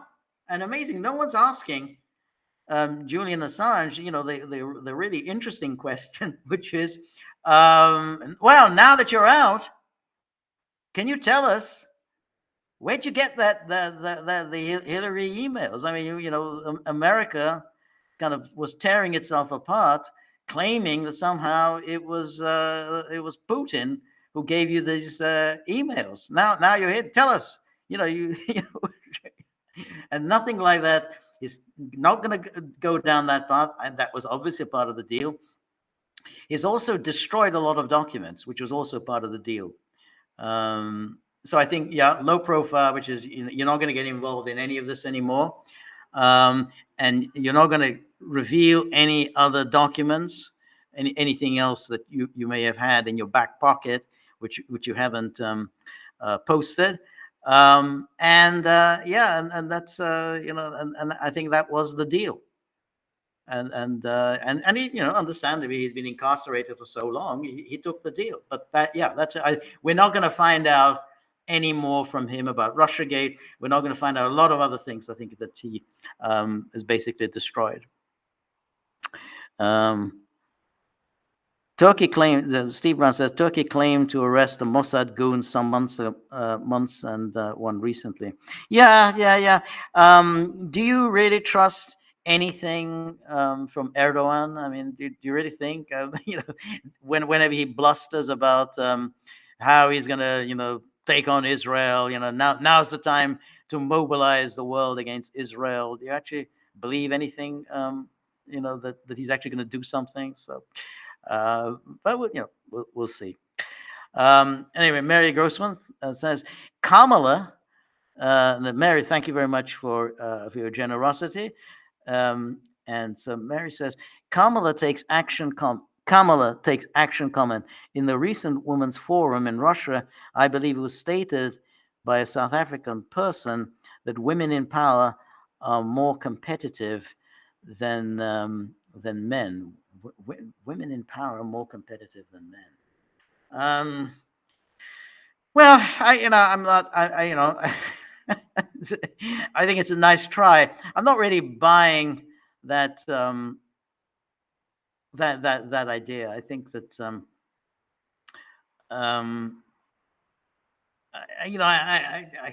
I tend to think a lot of the times when we have women in power these days, it's more like everyone wants to play the diversity, equity, inclusiveness game, and so you have to insert a woman.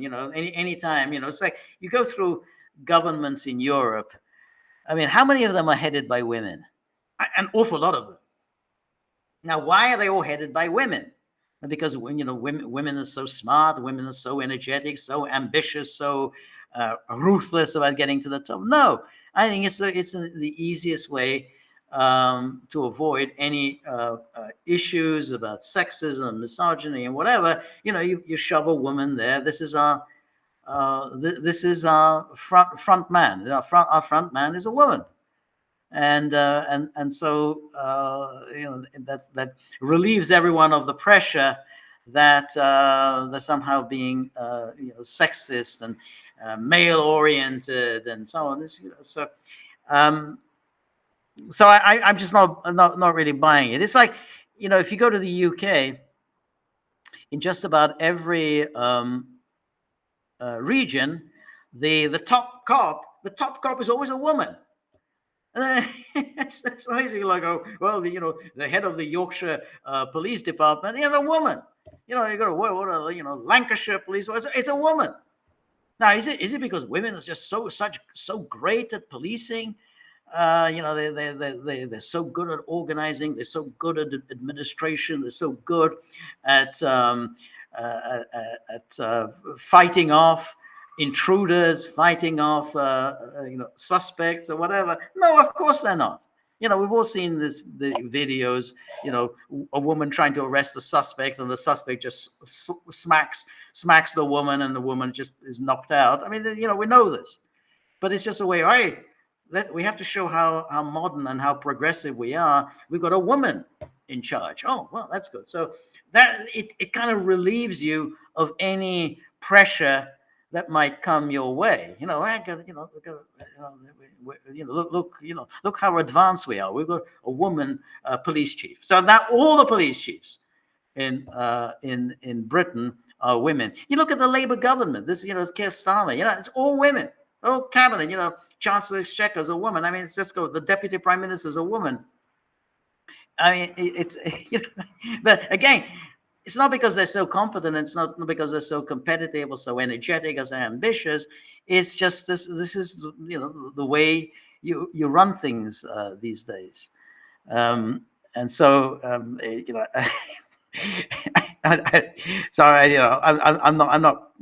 not buying that they're sort of more competitive than men. And so here's the Steve Brown has some the pictures from, I think it's Once Upon a Time in the West. So that's a little excerpt. Starmer. So Steve Brown says Starmer caught in Sausage Gate. Oh, really? I'm not sure. I'm going to have to look that up. I'm not sure exactly what Sausage Gate is.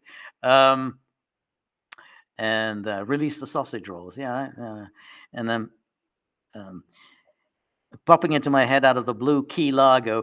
Key Largo wasn't a Western, as Anne-Marie says. Key Largo was about a gangster returning from exile. So he was a kind of a gangster who had been deported. As America kind of deported some of the mafia people back to Italy, and then some of them came back. And so it was about this gangster coming back to the United States, and the gangster was played by Edward G. Robinson, who of course had played. Well, he had been the original Scarface, and then was it Mother of Mercy? Is this the end of Rico, whatever, Rocco, whatever?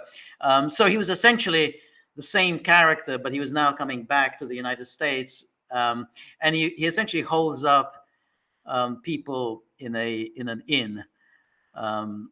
So here, Robinson is the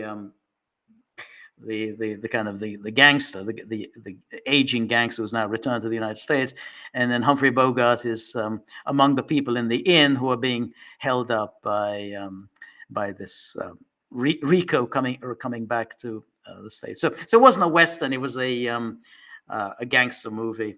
Quite a good movie, incidentally. So but well worth watching. Okay, well, I think I've gone over my time.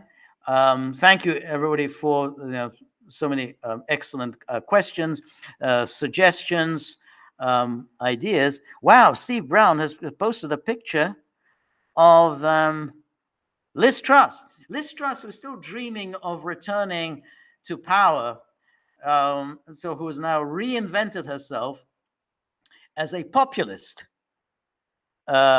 And it's a kind of she was all her political life. The last thing you can say about her was that she was a populist. She was never a populist. She was always a very arrogant, person, the kind of the person who was ramming public health nostrums down your throat, a real kind of, lock everybody in during the COVID era. Then suddenly she's now this populist, largely because she kind of completely messed everything up as prime minister during her 47 days in power.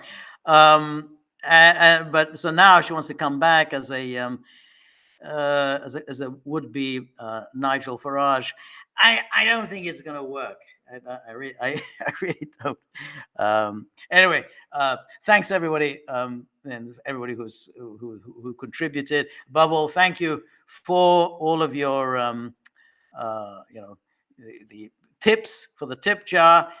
I have to face the dogs tomorrow. It's never a pretty sight. How hard how dismissive they are of my entreaties, but that's my problem. Anyway, thank you for today. See you on Thursday. Until then, good night. All the best. See you on Thursday. Bye.